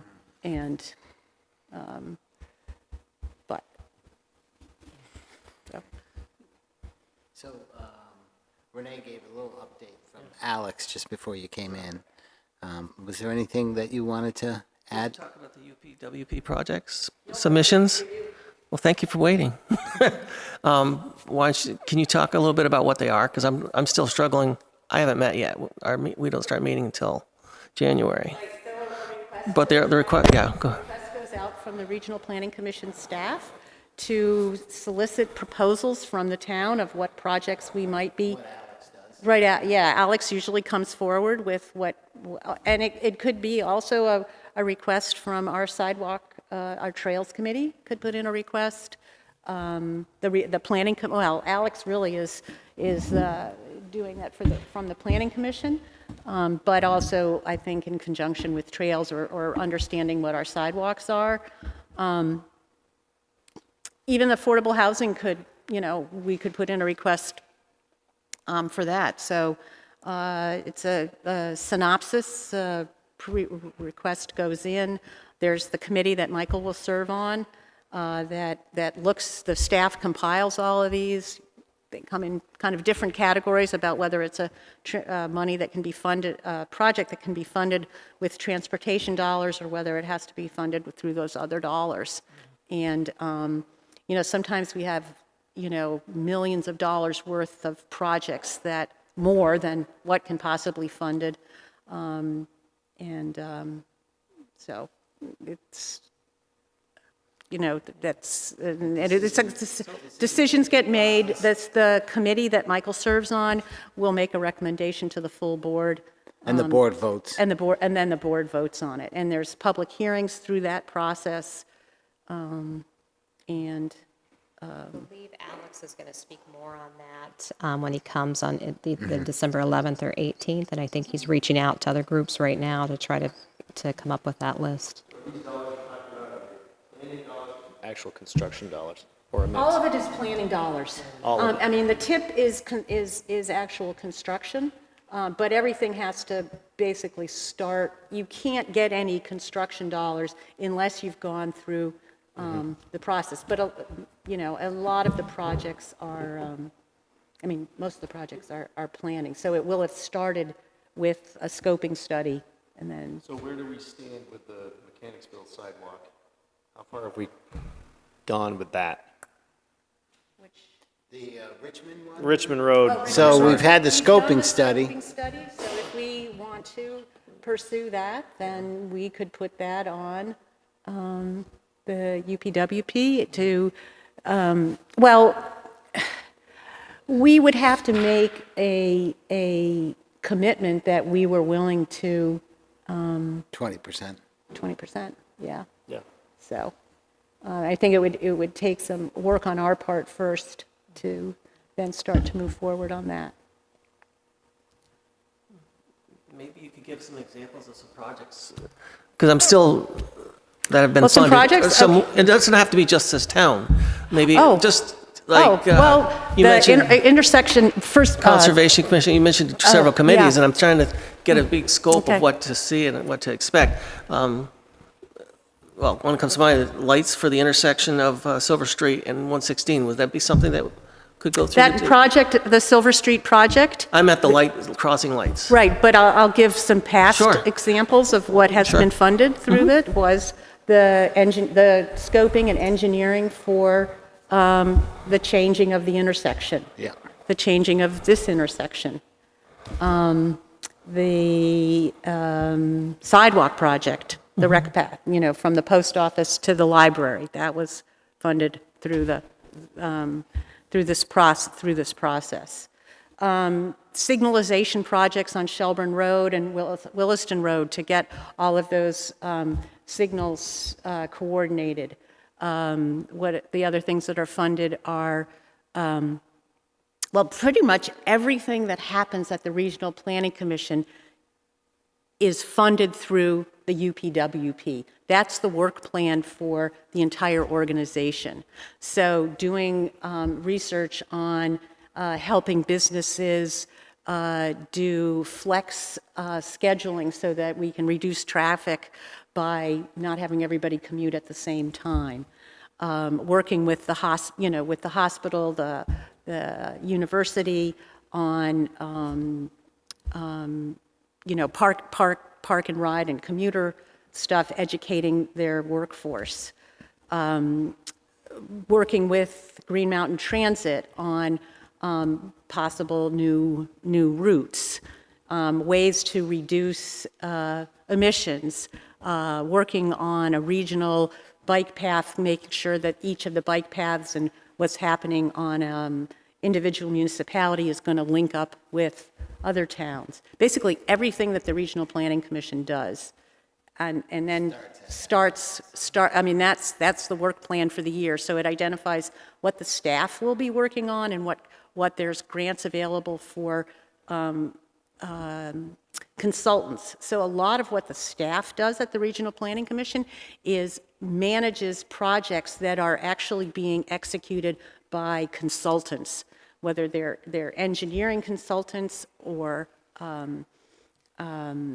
like Vermont Energy Investment Corporation has projects, Local Motion submits projects through the UPWP. So let me put my other hat on, not to press you anymore. Mm-hmm. On the Conservation Commission, we're talking about trying to come up with a mapping Mm-hmm. for corridors. Mm-hmm. Is there something that could be done through that? Yes. Yep. I'll have to put a note to Alex tomorrow. Yes, I mean, Green Underhill and Mountain Jericho Transit, and Huntington did 3-town wildlife corridor mapping project that was funded. Yep. As an aside too, as you're talking about all these things, I'm finding a tremendous amount of information on the website. Oh, yeah. On the, so quick search for the UPWP, of just fiscal 18, which was just approved in July, is just, I mean, it's vast. Yeah, it's what the organization does. It's a data Yeah. organization. Yeah. For sure. There's a lot of good information. Marilee? Well, Did you Mary wanna- Lee can talk about the water quality part, which is Yeah, I'd really. like to give a brief report Go on ahead. that. Yeah. So the Clean Water Advisory Committee is one of the few acronyms that I like to say because it's called QUAC. So it's part of the Chittenden County Regional Planning Commission, and it's looking at, it says it's not limited to, but it pretty much, as long as I've been on there, we've been looking at the Vermont Lake Champlain Total Maximum Daily Load Plan, and mostly of phosphorus. So it goes very fast, and it's been taking me a while to understand what all these initials mean. But last meeting in November, there was a tactical basin plan presented of the northern Lake Champlain direct drainages, of which Hinesburg is a part. And this was mostly from computer modeling, and they had different colors to show the amount of phosphorus that was being discharged, and Hinesburg was a lot red. A lot of Hinesburg was red. In other words, we're discharging maximum amounts of phosphorus. So there. Both from point sources and not point sources going into the La Platte. Well, yeah, but the problem is this is from computer modeling. This is from saying, well, there's this much agricultural land, Yeah. therefore, according to our formula, that's how much phosphorus is going in. There's this much impervious surfaces from our formula, that would result in this much phosphorus. So that was presented really quickly, and it has to be submitted to the state December 18th. So there was a lot of upset that there wasn't time to really talk about it and ask questions about it. Yeah, or you have it go back to the municipalities and have them discuss it. So what's going to happen tomorrow when we meet again, I can't remember his name, but he has formulated a letter that will go to the state. I don't think it was Charlie, it's Dan, yeah, thank you. Yeah, that's what it is, Dan. So he's formulated a letter saying this happened way too fast, and there really wasn't any time to discuss it and for it to go back to the municipalities involved. I don't know what the future's going to be with that, because this is going to be submitted to the state, and without us being able to give much input, any input on it, really. I could give a little back. This is the State Department of Environmental Conservation has been doing these tactical basin plans for a number of years. And the last, the Clean Water Act, what it did was it said there should be more coordination between DEC and the Regional Planning Commission. And so this is kind of the first time that the tactical basin planners, which are DEC employees, are coming and needing to get kind of present to the Regional Planning Commission. Before that, those planners worked more directly with kind of stakeholders, which sometimes were towns, sometimes were landowners. It was not a very, not as kind of transparent or inclusive process. So the thought, I think, by the legislature was that if you involve the organization of the RPC, that maybe there would be an opportunity for municipalities. But they haven't really changed the timing, it seems like. And there still is, the basin planning does work with watershed groups and other user groups, farm groups and stuff like that. But it is oftentimes that the state makes these requirements that they work with the municipalities, but they never give us enough time to understand that, you know, we're meeting on a bi-weekly basis, you know, that kind of stuff. Quick question for Marilyn, if I may. When you talked about the computer-generated maps, was there a difference between agricultural lands that were currently productive and agricultural lands that were not being spread on? That's a really good question, and I don't Or were they all know. just thrown into one and assumed that everything was getting fertilized Exactly. the same way? Yeah, it's a really I think good they question. usually do distinguish between cropland and pasture on some of this modeling. I don't know exactly how. I understand cropland, but I know there's a big difference between active and Well, not active. yes, Thank you for that yes, terming. Yes, but I mean, some of these models do try to anticipate that. I don't know on this one. Could be completely different, but. Well, I mean, Right, and like, it's I know, not like up taking here, into- we're not spreading at all. Right. Whereas it considered at one time, it might have been considered it was, because we were. Right. But And I I think just, that's a really good question, because like I say, Hinesburg was red, at top amount yeah, I mean, we were of spreading phosphorus, quite a and- bit all over. I still do, and some people will tell you. I'm not sure if it's the same map, but I remember seeing a map maybe about a year ago, and somebody came in to speak to us, and it was about the quality of the watershed, not just the La Platte, everything leading into the La Platte. And I That had is the watershed. That is the La Platte. Right. I mean, that's what they test. I don't even think these were tested areas. These were like at-risk watersheds or something to that effect. And I was looking at it being like, some of these areas are in wooded areas. They're not near agriculture. They're not even really near big population areas per se. So I was thinking to myself, where is this being generated from? So I'm glad you brought it up. I mean, There is a fair amount of data that has been generated that's actually on-the-ground testing. So what is important is that the state, when they're doing this modeling, that then it does get verified with places where there actual is data, because that will help calibrate the model for understanding where we do actually have the data. And that's something that as wearing my Lewis Creek Association hat, we've been advocating for, saying, look, let's, it's fine to have, you can't have on-the-ground monitoring everywhere, but where you do, use that as a test against what you're getting on this computer model. right, I Right. agree 100%. Yeah. I hope Marilyn will Yeah. Yeah, and We'll I'm not push sure, for that and I'm make not sure sure that that it's that had accurate. been done. No, it's not, because it's, yeah.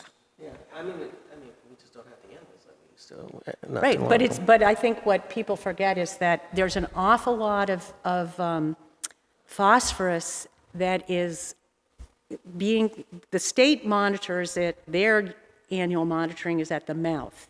Watershed groups monitor along the stream, so we try and identify hot spots. But an awful lot of the phosphorus is legacy phosphorus that is coming in the soils that is coming from erosion. And erosion on the stream banks, which is is made worse because of the volume of water that is now entering the stream because of more impervious surfaces. So, and when we get these high flashy floods, those tend to cause, the spikes, more water, and it erodes the stream banks. So it's the phosphorus that's in the soil that's been there for 50 years.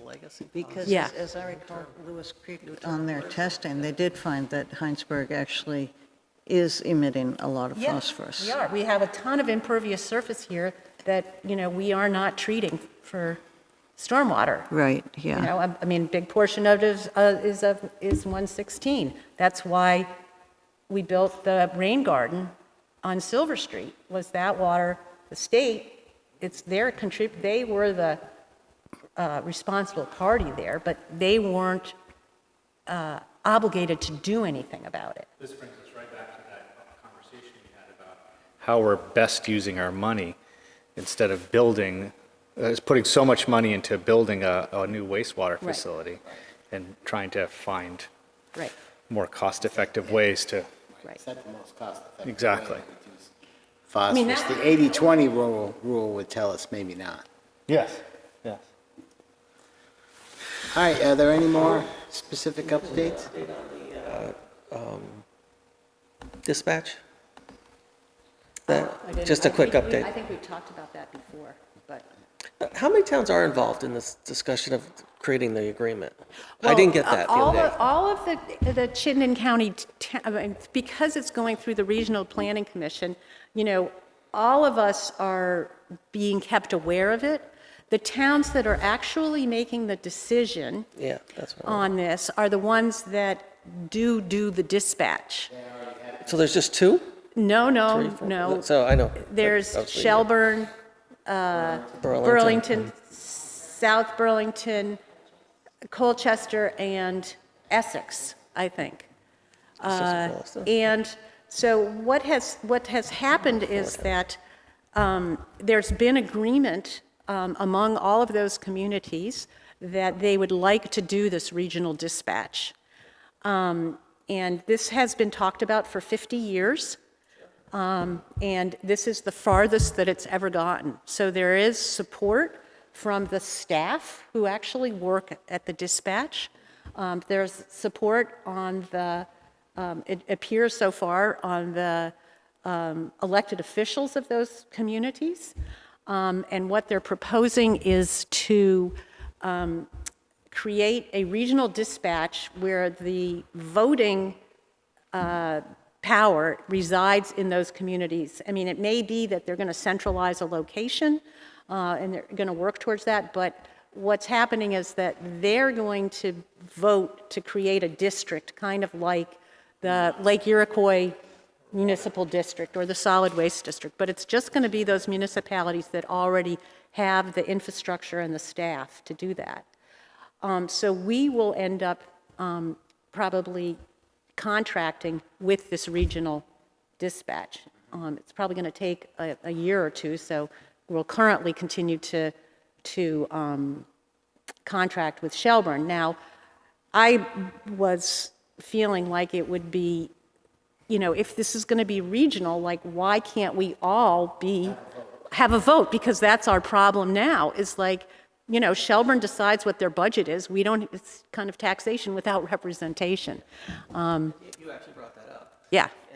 I mean, it bothers me too, and we don't really have a dollar sign, Right. and there's a possible March vote, and that's what I wanted to mention tonight, that's Yeah. all. Yeah, but we won't be voting on it. We won't. I don't think we're going to I'm be not really voting. sure how, I'm still Yeah, confused, I'm not, I think it was clear we don't have a vote Al Barber is We have somebody there. representing. We have somebody there. Oh, yeah, Yeah, yeah, but but- we don't have we won't have a vote. And, and somebody, when I brought this up at the commission level, somebody said, well, you can contract with the Franklin County Sheriff to do your dispatch if you want.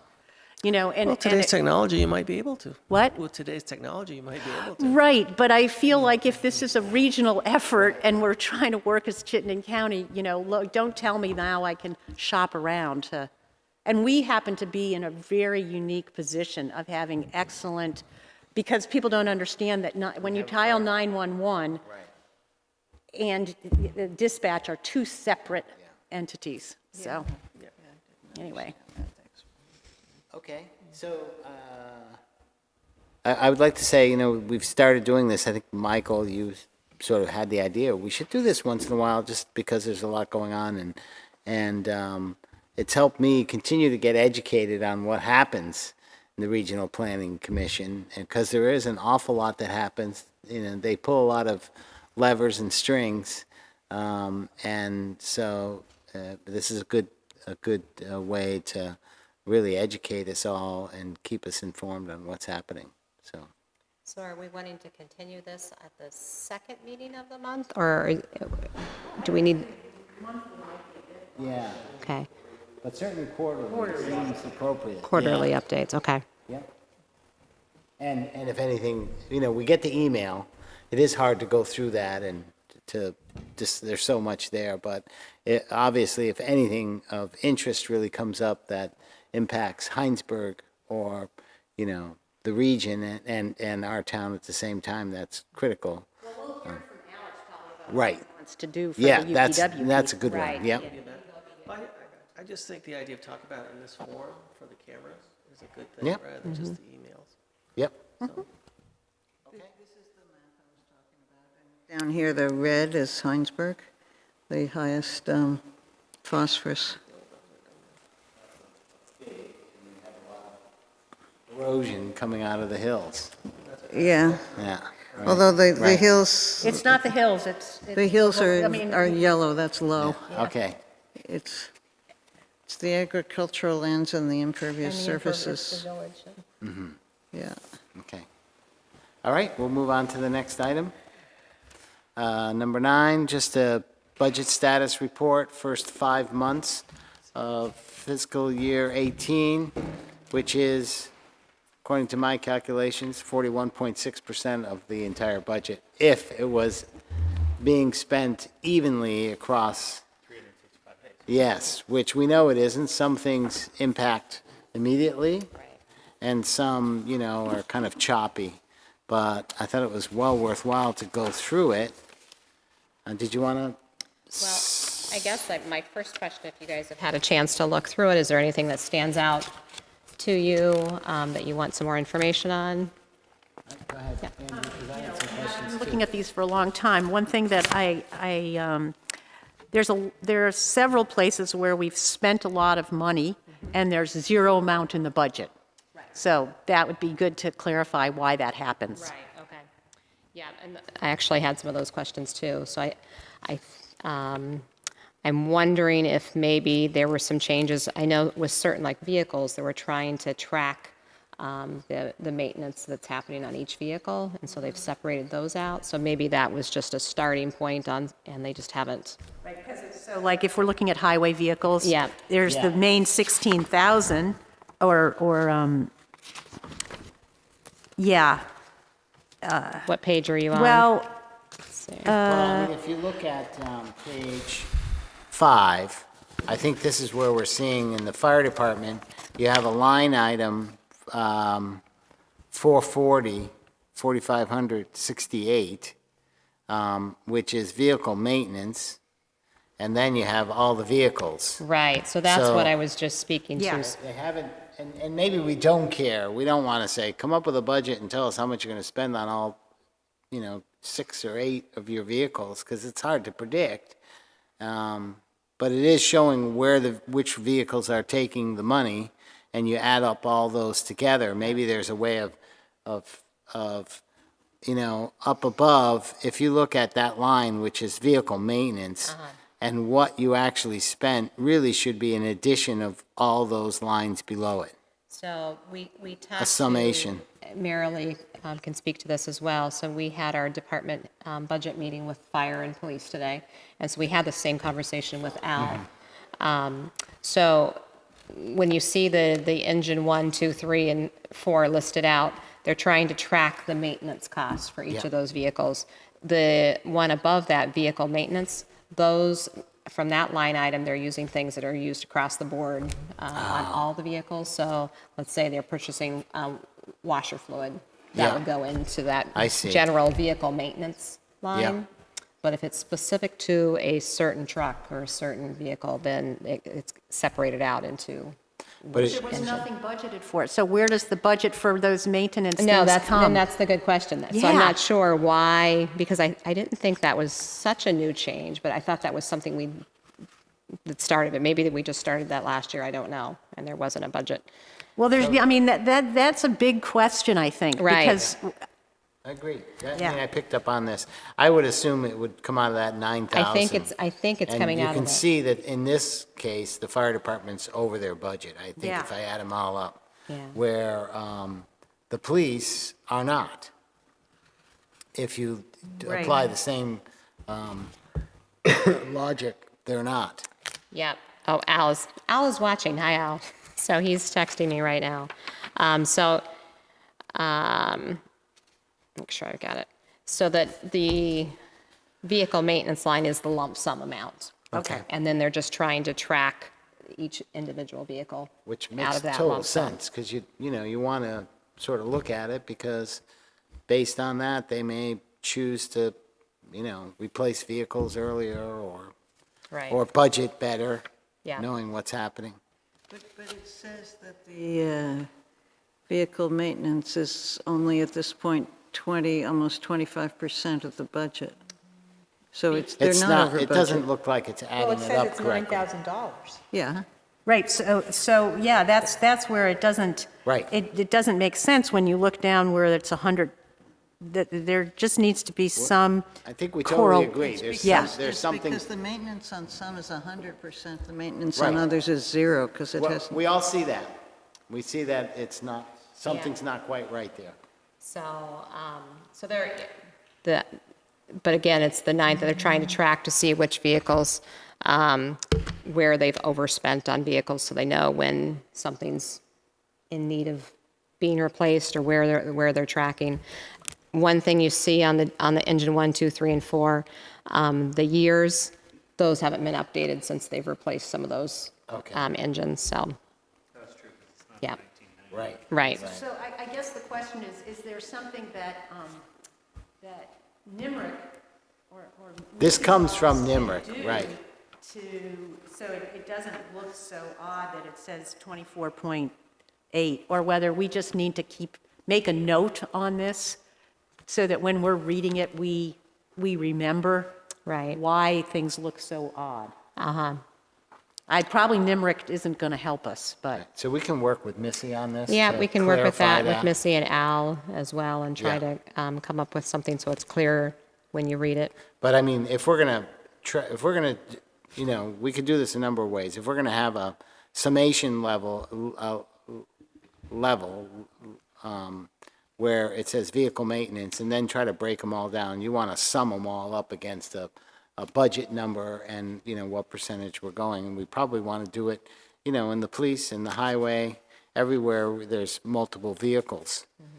So we can be tracking them by vehicle, which I think would be good information, yet be able to quickly look to see how we're going on the There budget. needs to be two numbers, because there's vehicle maintenance, which are the general products that they're buying for everything. Well, yeah. And then the individual, Yeah, so and- two And the lines. general, that could be just like it shows. There's that, yeah, we could just, you're Yeah. right, they may need to add another line in there. Supplies. Yeah. And maybe if this is a newer change, it's been harder to kind of get that budget number right now. Yeah. But now that they've been tracking it, gives better information. Yep. I mean, I would think they were tracking it before, Yeah. but maybe not in this. Not in this Not on the spreadsheet. spreadsheet, but I would Yeah. hope that somebody's I would keeping think track of which vehicles they are have doing the- what. Right. They have all the receipts, so I would I assume. suspect they were within their own department. It was Yes. probably, this is put out for the town's purpose, just so when we're talking about replacing vehicles and things, you can, there's a narrative to go with that. So are there any other specific questions? That was a good one. There's one, under police department, I wish Frank Cost was still here. Extra details, 440, 41, 51, 10.1, on page 3. Page 3. Those are extra details. From my recollection anyway, are usually things that get reimbursed from either the state or another town, Okay, I think, but definitely let's check with Al. yeah. I mean, with Frank. Is that the best one? Richard Wattstone. Put it on my desk, I think. I think at some point we should note that the connector required by Act 250 cost the town $138,000, and we took in how much from the sale? 115. Right, So that cost us 22,000. Yeah, I mean, yes, we definitely are. So I think the original conversation is that, the plan was that the sale of from the proceeds of the old police station would pay for that. Obviously, it didn't pay for it, and we went over a fair amount. But we We had to applied- do it regardless of Right. whether that building went in. That was an Act 250. Yeah. Yeah. What my point is, it Yeah. was an Act 250 requirement. The town That didn't cost- necessarily want to build that Right. road all the way through there. We knew we needed parking. But Yeah. the road and the movement of the fire hydrant Yeah. added up to be that way. quite a lot, and really, we didn't right. have a lot of input. Definitely came with a cost to the town Right. for that, the requirement. Well, it also was the DRB. I mean, DRB said it had to line up with Farmall Drive. I mean, we didn't have to move the fire hydrant if we'd offset the road. I mean, that was I just happened to look at it yesterday. Probably is good that it aligns, though, in the long run. well, it's not like I don't it's know. going to have, I mean, there's No. such, whatever. Well, anyways, it's done. Yeah. But we agree. We went over what was originally, I assume, estimated on that cost. And just an update from Al, they have been tracking that for the last 15 years within the department, as far as the individual vehicles. Okay. Right. Yeah. Yeah. Any other questions? I have a few, and I'm sort of waiting to see what everybody else has.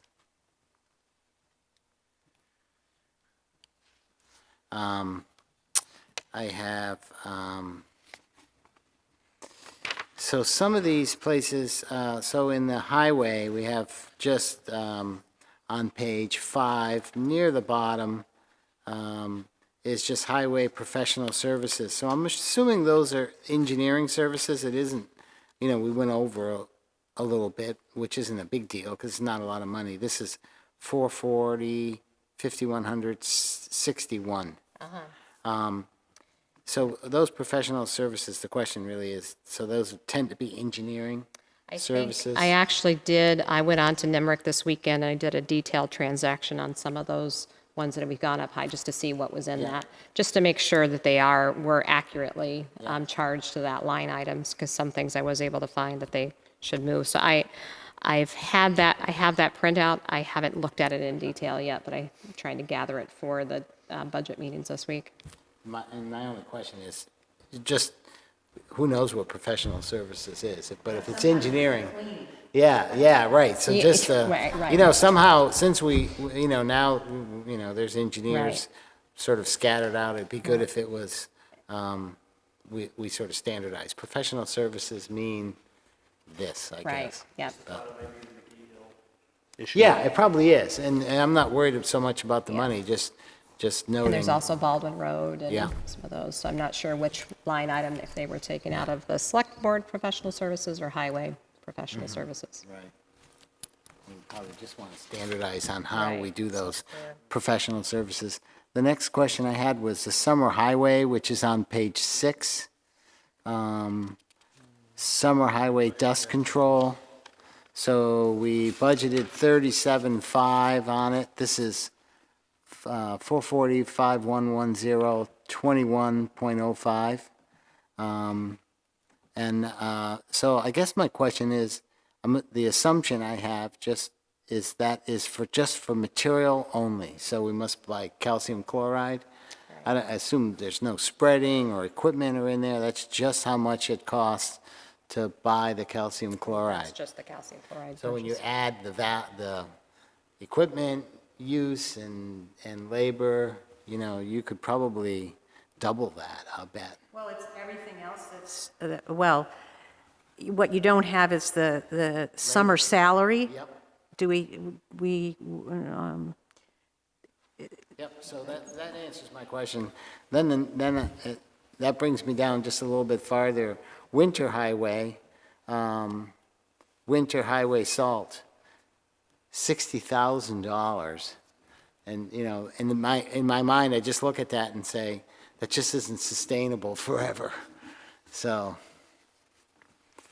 never mind the added cost to actually spread it and the equipment to spread it, and you could probably easily double or triple that in what it costs. And then I'll just add wear and tear on all of our equipment and cars and all that. The next, Are you suggesting that we should find a way to reduce the amount of salt? yeah, I think it just may not be sustainable Right, forever. right. So that. I mean, I think that A does, long-term, it does bring up a really broad conversation about Yes. what people's expectations are Right. for the roads and how fast you want to drive. right, yeah. So I'm Yeah. not, I don't want to go there right now, but that Okay. makes me look at that and say, I don't think it's sustainable. I think it's just one item that, I think there might be some opportunity there.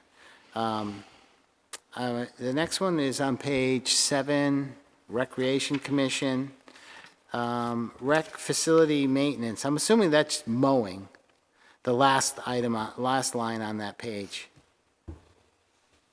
Yeah, that, Facility maintenance, it's probably mowing. It's And you're probably their close to portion of that, the wall Tom, right? contract. Yeah, is it their portion of the wall contract?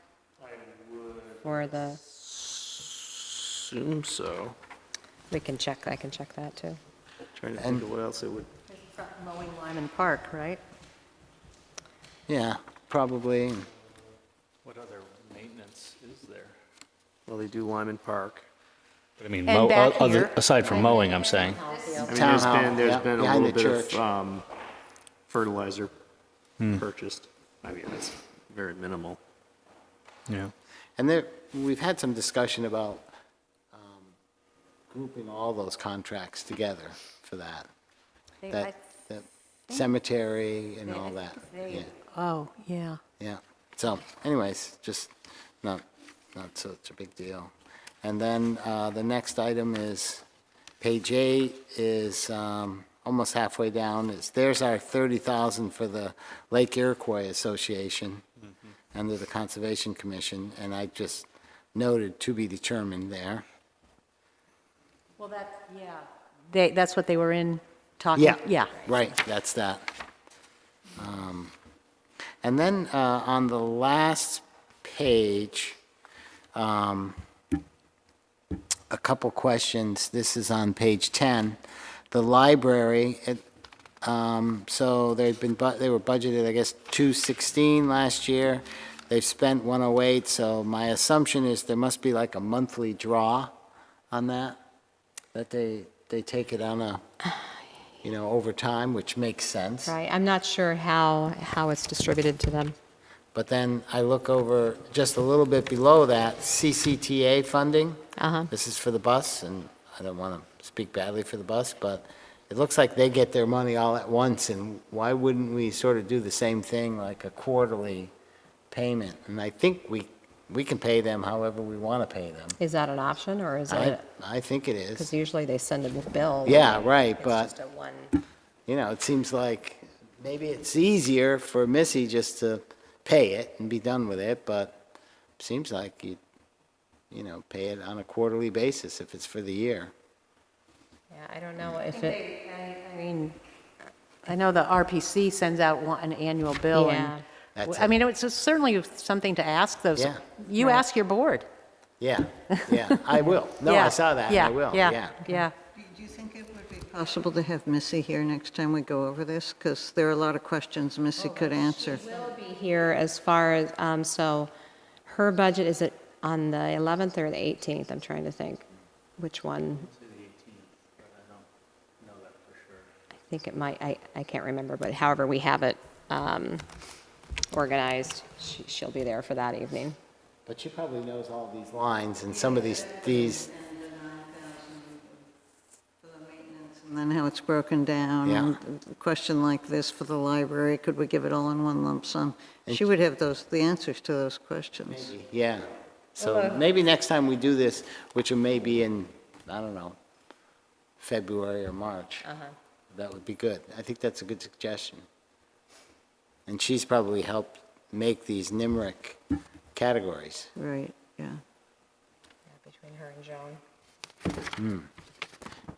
Any other questions? Well, I was curious, actually, about all the agency requests, Yes, yep. that a lot of them, I mean, I don't think Missy sends the money out until they ask for it. Right, right. And it seems like they would have asked for it already because we're asking them to come to our, Right, yeah, for our right. budget now. And I think some agencies may think that we just send them the check when we, Right, yeah. So- No, I usually get emails that I end up forwarding to Missy that people are asking. So I think within those organizations, there's a lot of staff turnover sometimes, and so Right. they may have the system down, and then someone new comes along, and so then they're unclear of how they do that. Whatever the policy is, we probably, when people approach us, I assume the agency funding committee has a thing that says, here's how it works, and that maybe should be in there. If in fact the expectation is, after it passes, we're waiting for you to send us a invoice. preferably after November 15th. Yes, right. See, I'm also, I don't know if cash flow is an issue. That's why I sort of yeah. ask if, spreading out some of these payments makes sense.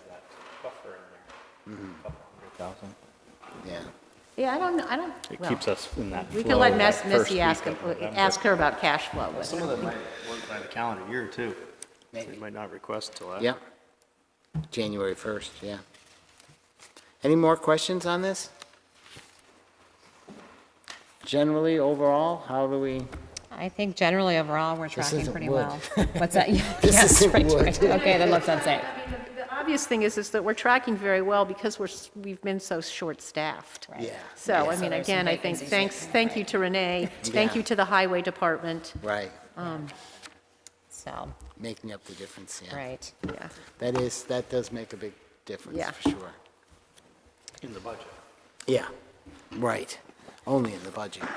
But it's helpful for you guys to be looking at this periodically and Yeah. be giving feedback. And there's so many things we can look at, and if we actually look in the detailed transaction to find out, as I started doing this, I found some items that really shouldn't have been in that line item. So it looked like we were way over, but we really, in reality, we weren't.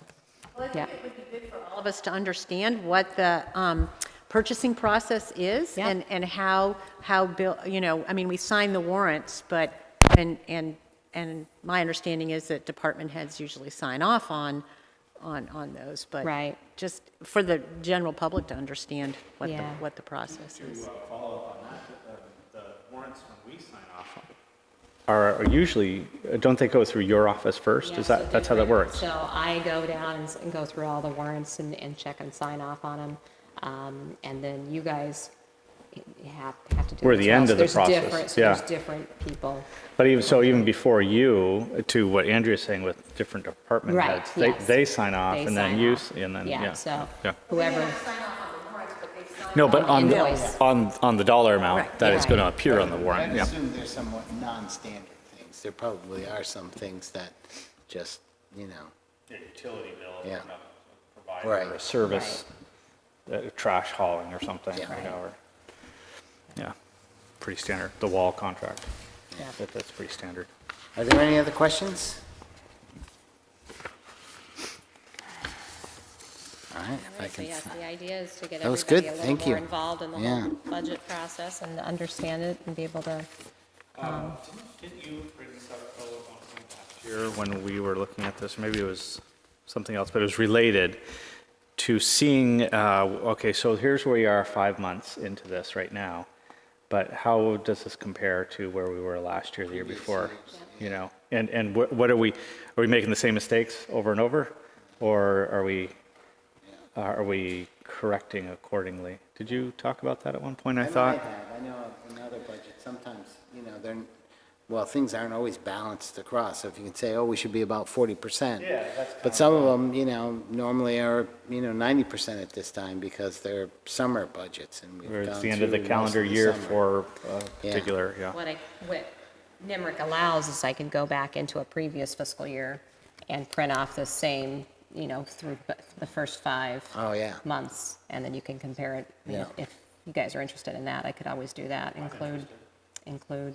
So do you want just the past year comparison? Is it the whole report again, or is it a column? Yeah. Oh. Split screen and look at them both. Yeah. Of course, it's not another column. I just want another column. So, I mean, or I could print out a hard copy while you guys are reviewing that. You could ask, so where were we last year? And then that way it's not in your Dropbox, it's not confusing you. But I could. And that's good for sort of standard budget items, but, we know there's variability in how much salt there's going to be used in any particular year.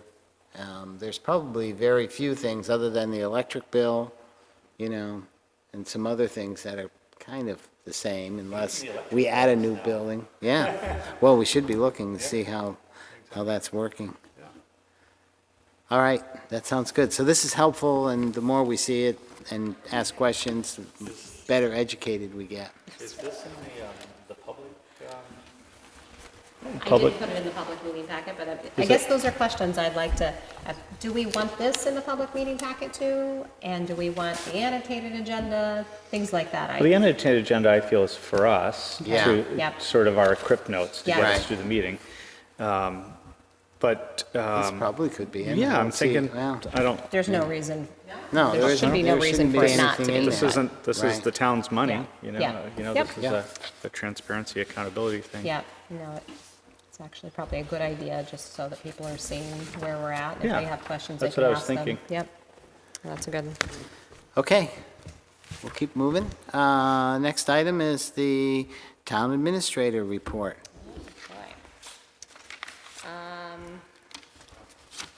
Let's see.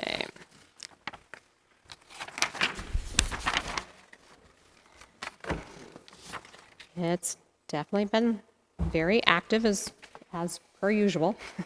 As you know, the health order, you guys had convened as the Board of Health. We made edits to the draft health order, and that's been finalized. It's been sent. I don't know, I haven't heard if it's been served successfully yet, but it's in that process. The department budget meetings are all taking place this week, and so you guys each have a time where we're meeting with your departments that you're assigned to or you've adopted. And hopefully you've each had a opportunity to speak with that department head and kind of get an idea of any questions you have or get some information. Marilee and I, like I said, we just met with the police and fire today, and Marilee did take the opportunity to go and visit them. Was it last week or the week before? No, it was last week. And she got a ride along in one of our police cruisers. So, and spent some time in the police Big department. thrill. I don't know how to cage around it. She was making a left-hand turn to her. So anyway, I was impressed that you took the opportunity. I think that's great. I'd love to encourage all of you to, spend some more time with the departments and get to know them, because the feedback I heard from the police that they were impressed by that, and they thought that, I think at first it felt different, like it was a different thing, but then they really, really liked it and appreciated that time and people taking the time to get to know them. So, thank you. Yeah, in general, I think I think it would be great if well, we're going to have the holiday party. Right. But to meet all the officers. Absolutely, yeah. I mean, when we used to do the hiring, at least we would meet them at that time, but. Right. it's- But I think it's even better than just in this room on a formal basis, just to Yes, kind of really yes. get to know people and Yeah. understand who we have here. Yeah. We're a pretty small organization, but it's still, if you're not here day to day, you're not, getting to see the police officers or the highway people or the utilities if you're not just in town hall. The search committee, it's going well. I think we had over 130 applicants. Aaron worked really hard and spent a considerable amount of hours.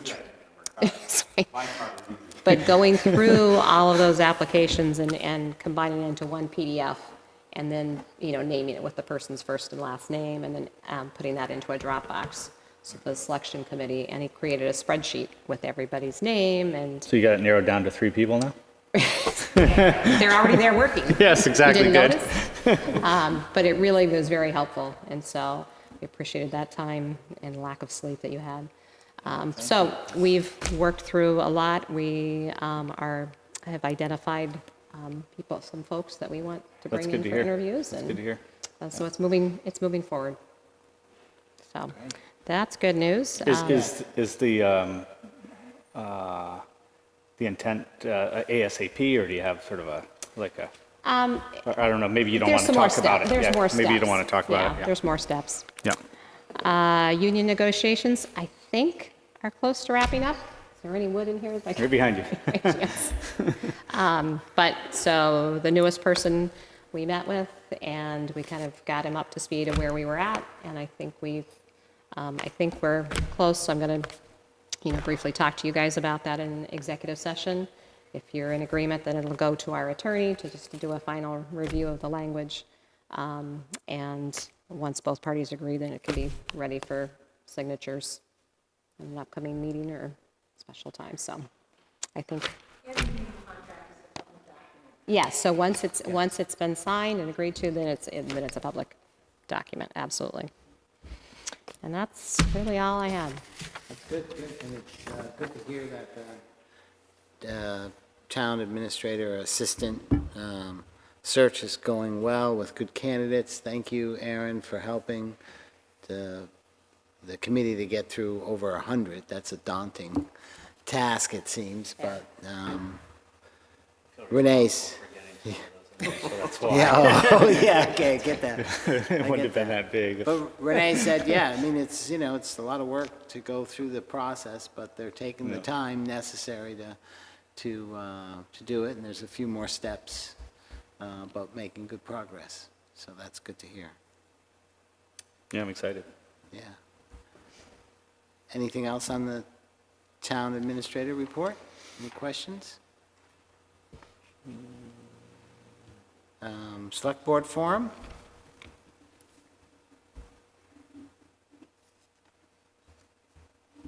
I have a couple items. One is, I'll keep saying it until I get it done. I said I would write a Select Board and committee policy document, so it's staring at me. Beginning to work on the town report, which Aaron, I'd asked to help a little bit on that. And on that same topic, Renee and I were talking about the town report, and the suggestion was made that I think in the past, as select board members, we were sort of given the town report and say, here it is, why don't you read it and see how it looks, or, look for editing issues. And the suggestion is maybe we already have the town sort of divided up into groups for the budget. May not totally align with the town report, but maybe we each do the same thing, take a section that we're kind of responsible for, and to help get a second pair of eyes on it, and through the editing process, because it's another daunting task to have that big report and look for text errors or, You're so close to document. Yeah, so yeah. You can't read it Yeah. for really what it is. And it may be unfair to give it to a select board member and say, here's this fairly extensive document to find an error. So that Renee may do that. So I said that. Yeah. What is the deadline for getting that to the printers? Or I like sent sort out of the a very email and far I don't remember deadline? what The 15th is when, Is that what my email yeah, said, the what was deadline? her- Ann Thomas. Ann Thomas, to get it to her in the proper format. Yeah. 15th of December? Yes. Right. So she gets it, she puts it together. What date do we get it to the printer by? Yeah, Yeah, we have it's- to have the warnings in there. Right. So that's So why I'm usually asking. we need it as soon as, like almost immediately after we've got finalized this and adopted, so end of January is usually January, when yeah, the, then we work back from there. yeah, because then they start getting hit with all the towns. Sure, And so sure. it's to our benefit to be on the earlier end and not being caught up in the middle of when we're held in the queue for a long time. We are doing the same as we did last year. I wanted to, yeah. Are we gonna talk about I that? wasn't at town meeting, Yep. so I wanted It to went fine. clarify that. I wanted to clarify that, though, as far as where we left off with how are we printing this? Are we doing just what we did last year, which I think was 500? And I I wanna confirm that before I- Discussion was to add a couple more drop-off spots. Yep, yep. And that it wouldn't be up to you to do them, we would divide and conquer. That's what this is for. Just a thought, to Okay. kind of bridge the gap between not everybody getting them in the mail and people having to pick them up. Are we set on the format, like the booklet type of printing? Or are we open to the idea of maybe moving to more of a newspaper style of presentation? That's up to you guys to talk about. I think personally, I think it'd be more efficient. I mean, just print, the Citizen goes out every week, it would probably be about that size. Just a thought. It'd be easy to get into the mail. It would be different, but at least it would be affordable to send around to everybody in the mail. Might be noisy at town meeting as everybody's going through the thing, but. There's not that many people there, Phil. That's true. I don't know, I'm initially hesitant. I understand the sort of cost and the efficiency and all, but it's an official document of a whole year of this town, and I think bound sort of permanence to it. There's a Historical. yeah, there's that aspect to it which a newspaper wouldn't hold up to. I'm not saying this is a do or die for me, but I kind of, Whether we want the annual report to basically just be the budget yeah. of, what we voted on last year, the minutes from last year. I mean, what has to be in there is the budget. We don't have to have the photographs, we don't have to have the reports from, and I noticed we had the supermoon last night, right? And that was on the cover last year, the big supermoon, and right with this beautiful photograph representing the town, you'd lose all that. Is it worth? I don't know, that's Yeah, the I question don't to know. ask, Yeah. because we've been dealing with this for 3 years. It's a good question. ask. Yeah, it's a good question. And, but- I think the other question is, well, how do we archive, all the activities? And Yeah. if we had it all archived on our website, that kind of stuff on the town website, then that could become the historical document of that kind of stuff, so that we would still have that record as long as there's the cloud. I don't think there's anything preventing pictures and whatnot in a newspaper. In a newspaper? I mean, Yeah. really, the printing has gotten so good that, it's not quite as Oh, rugged, but, I think it would work. It would be a good, accommodate everybody's concerns, I think. Well, I like both ideas. I wonder if we could, it probably wouldn't be cost-effective to maybe have a few that are nicely bound like that. The one could be kept at the town and one could be maybe at the library, but a lot of people, including me, just put them in the recycling. So it makes a lot of sense to have it like a newspaper that you're going to look at and you're not going to save forever. And then there are others like me who collected one back, into the 50s and 40s. So I mean, it cuts both ways, that argument. Yes, Yeah. but how many people are like you? It would be Probably not interesting. many. I don't know, it would be You're- interesting to Yeah, know. it's probably not many. Well, it's probably worth getting a cost on what it would be to print it as just on newsprint. I mean, conceivably, you might print them as newsprint and send them to everybody, Yeah. and then have, a few printed, say 50, I don't know. Well, we could print And- them ourselves, basically. And, yeah, I mean, Sure. at that point, I don't think it's probably, right. well, good to And then you could, church it all so out. that people, so that it's not inconceivable. They could even pay $1 for the bound edition. We did the grand list Yes. was Yeah. sent out, so we should have some kind of an idea of what it Yeah. would cost. That's Right, yeah. probably So- about the same I weight. think another town recently made that change, somewhere nearby, I believe. I don't, Was it Starkville or?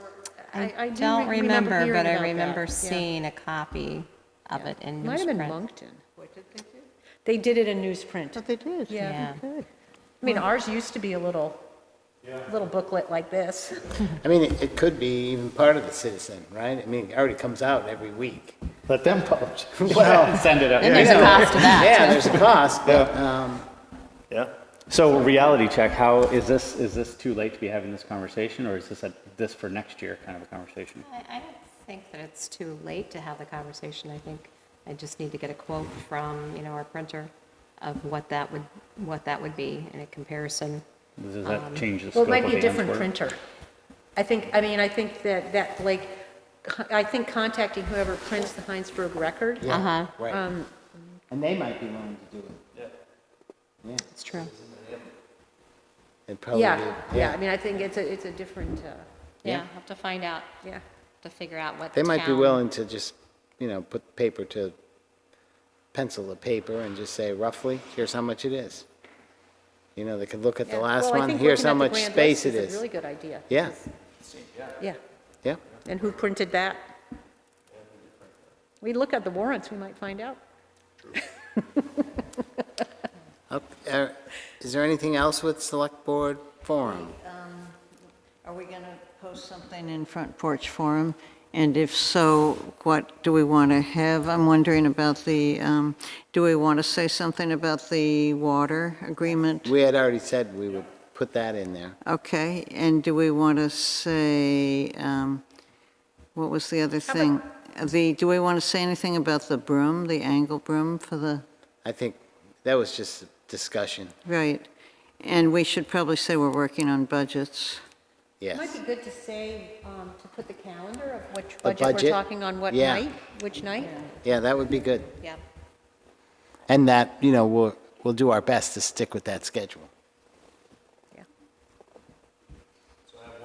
Yes. Up on January 5th. Ah, what could that be?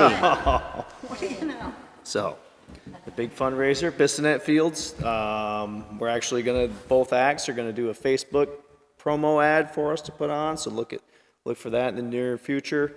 Everything's set up with the old lantern, food offers coming in, auction items coming in. If anybody wants to help, if you're watching on TV, contact me. Always looking for some new blood to help out, although we're pretty well staffed, but And they can only sell so many tickets, so, yeah, only a That's right. limited It's number, so limited. get them quick. Selling Yeah. out quickly. It will. Christmas present? Good Christmas present, cheap, $15 in advance. You cannot go wrong. no. Evening of entertainment and food. Yeah. All right. Can't That's go right. wrong. No, that is, Live you're auction, right. Yeah. I hope. And you may Yes, have to be it the is good. auctioneer. Okay. We're looking for an auctioneer. Red Sox tickets there again this year? I believe so, yes. Good, good, good. I believe so. So I had one item, and just happened to think that for the last couple of years, we've talked about the Lampman intersection and fixing that, and there's some costs associated with it. I was thinking, suggesting that we make a budget item that says, here's how much we think it'll cost, and it could be a separate warrant item that says, do we want to spend this money to upgrade this intersection? I'm going to guess it would pass, because, and then if we think about the traffic issues here, that intersection, we've been told, is one of the causes, that they're not aligned, so the lights don't go at the same time. We know the CVU road turn signals are going to be added, hopefully this year. Those two items might go a long way at, those would be the next two steps I think we would want to take to improve traffic. But, so that's just a suggestion. My understanding is that this one is, Hannaford was on the hook to pay for this one but My there's feeling another. is that we can move ahead with it, and that it's been something that people have been concerned about, Right. and that there's no reason to tie it to that. Yep. And, It's not I- exorbitant, but it's What's going that? to, it's not an exorbitant amount of money, right, but, it involves moving the sidewalk, yep. and, because I think the scoping, something was done, Yes. so, Yeah. we just need. Remind me of what the fixes were again, because I've got concerns about needing to move the sidewalk. That you can't make a right-hand turn. You have to have the stop bar exiting has to be in front of the sidewalk. And you don't have visibility to make that right-hand turn unless you move the crosswalk further towards 116. So that's the reason why they're saying you can't make and we would have more stacking ability at Lampman's when you move the stop bar ahead and the sidewalk in front of that. Right, so that's a And we requirement couldn't- of the state? Yes. What's that? It's a requirement of Yes, the it's a state to move the requirement of the. stop bar? Yes. I mean, Yes, they won't let us change the signalization until we move the stop bar and the sidewalk. Was that the only thing that we needed to fix? Do you I think recall? so. Yeah. Yeah, but it I was. mean, there's sidewalk, I mean, There's there's a moving the little bit of money sidewalk on there. both sides, in front of Lampman's and in front of Mead's. And the right, tree it is, just, it seems like overkill to have to move the sidewalk. Just in my opinion. I know state rules are state rules, but very seldom do I ever see people walking on that stretch of sidewalk to the point where you'd have to move it. I think at some point pedestrians have to watch out for themselves. they And do, If I but was to, if I was to walk across that intersection, I would look. yes. Well, See if not- there's any cars coming. there is a pedestrian sign that tells you when you can walk and when you can't, Yes. so. But it is, it's basically, It is we can't tough, get 'cause the it's right- state, the state will not change that signal unless we do that. All right, that answers my And question. it's right on the corner of the building, so, even I if mean, before it the tells you light was to there, walk, you always pulled way up. Yeah, Because you right. had the greater visibility. Right. if you were allowed to take a right-hand Turn. which some people do anyways. Right. And then even with the lights being red saying you have to stop, and the sidewalk could say you can walk, and because you're coming around that building, they're not going to see you walking, and people are going to go up because they're going to want to take a right-hand turn. Right. So it would turn into an accident. It would make it. Yeah. So my suggestion is Yes. we we go back and look at the scoping study and the budget and say, can we put it in this year? And one way might be to make it a separate warrant item. Yeah. The other item that has come up is to have the signal at the crosswalk at Silver Street. At Silver Street, a push A button one. push-button thing Yep. there. And those are becoming more prevalent. You Yes. start to see them everywhere, so people start to now understand how they work. Yeah. So that could be another item we could add in there. As I think Yeah, that and I that's think appropriate. either as an article or that we put it in the budget. Yeah. And what caused me to think about that or maybe I thought about it, but what caused me to bring that up is I did get to go through the significant amount of select board action items in the town plan, and I just sort of went through and said, well, which ones leverage other things, or which ones would it make sense to do sooner than later? And those felt like, if we're going to spend the money, why spend it 5 years from now? Let's do it now and get 5 years of satisfaction toward the town plan goals. Any other items on select board forum? Select board meetings to the lower level? Oh, yes. Definitely want to discuss. So I think we were all in agreement to do that, Marilee.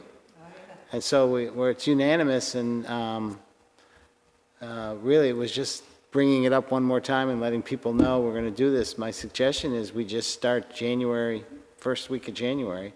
But, Aaron said, well, why don't we do it tonight or the next meeting? I know VCAM is certainly excited about the option of being. Yeah, 2 thumbs up there. Yes. So can we make the announcement that next week's meeting will be downstairs? Sure. Great, wow. Sounds good. Miracles happen. And we'll try it and see how it goes and adjust accordingly. I think you mentioned just sort of looking at the space and thinking about maybe the space could be reconfigured better over time. Well, I think VCAM is going to be looking at that space and how to minimize their setup and breakdown. And so they're looking at the first floor conference room and maybe putting in some cables and things like that to help on their end. So I'm going to be meeting with them this week just to kind of look at their ideas. But I think the select board setup like this is very similar to what the DRB is. And so with the select board meeting on Monday, DRB on Tuesday, we could keep that set up for both of those meetings. Is the room available on Mondays? We can certainly check into that. Yeah. Yes. Of course it is. We're the select board. Is the setup like this the best way for VCAM? Do you want to speak on this? We're talking about the meeting location. Hi. Hi.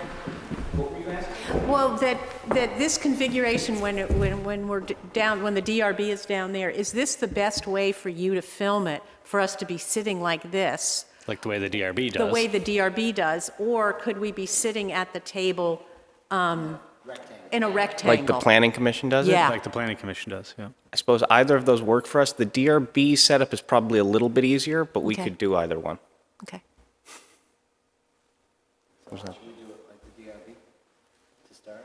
Yeah, I think, if somehow we had, maybe if we took the smaller tables and put them together, we wouldn't be stretched out so It long. wouldn't be as stretched out as this, I Yeah. don't think.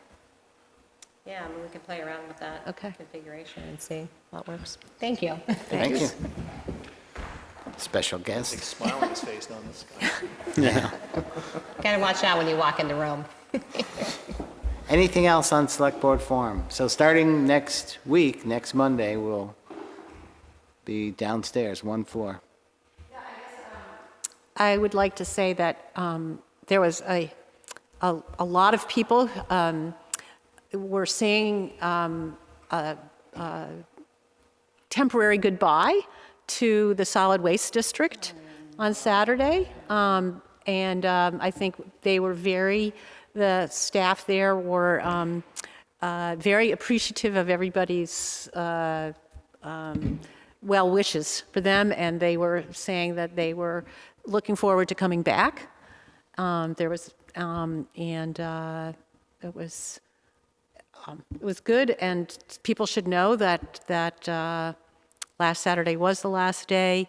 I think the solid waste district did a very good job of notifying people using Front Porch Forum, sending notices around. So they did their job of letting residents know. I think we're hoping that planning for them to be for there to be the opportunities for getting rid of your recyclables and some kind of drop-off center here in the future.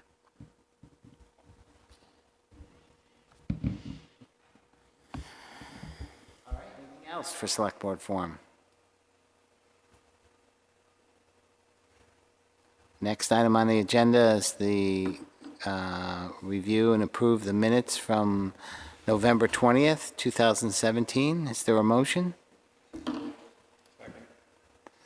Any comments or amendments?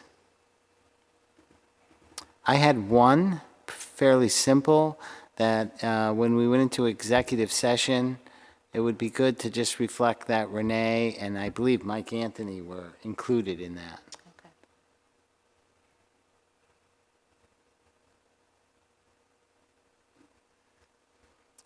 I'll go along with that. Because I think they were. I think they were.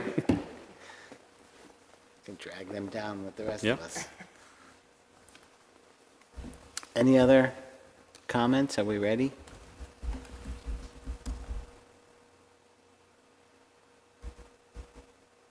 Okay. All those in favor, say aye. Aye? Aye. None opposed. The motion passed. Consider approving the warrants, which we don't have. Yeah, I was going to ask that. I Is did that- approve them. Those are the ones we already signed? Do you want me to go Yeah. get them really quickly? Those are the ones we No, already as long as signed? they'll be Yeah. available. Okay. So they've been. I'm okay. I'll been- make that motion to approve the warrants. Okay. All right. Is there a second? I'll second. Okay. All those in favor of approving the warrants, say aye. Aye? Aye. And we've all agreed. I think so. So that motion passed. And now we're expected to go into executive session. November 27th meeting? I mean, the minutes. That's what I was just going Yeah, They we need weren't to in the approve the... packet. Yeah, they are. Oh, they are? Yeah. Yeah, it was the Oh. health board meeting. Oh, just the health board. Okay. Yeah. Oh, they were in there? I didn't I'll make a notice it. Go motion ahead. to approve the minutes from the Select Board meeting of November 27th, when we met as the Board of Health. Any discussion?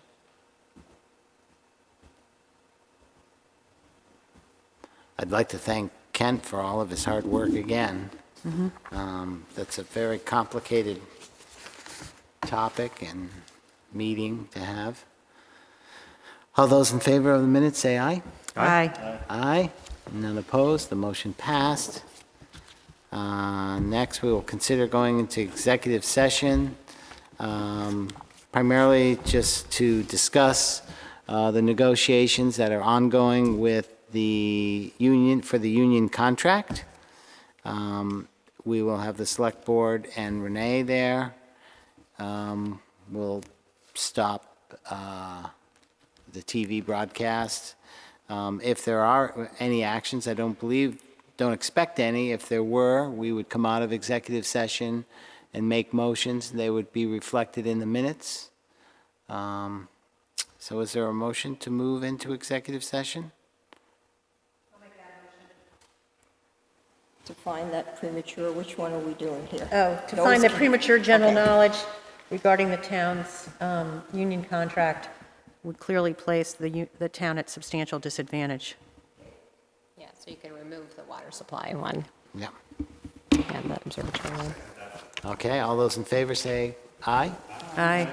Aye. And I move none the board... opposed. Oh, sorry. So the motion passed. I'll make the second one.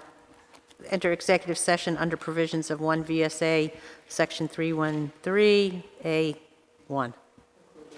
Including Renee, yes. Any discussion? All those in favor say aye. Aye. Aye. None opposed, so that motion passed. So we'll move directly to executive session, and we'll end the broadcast. Thank you.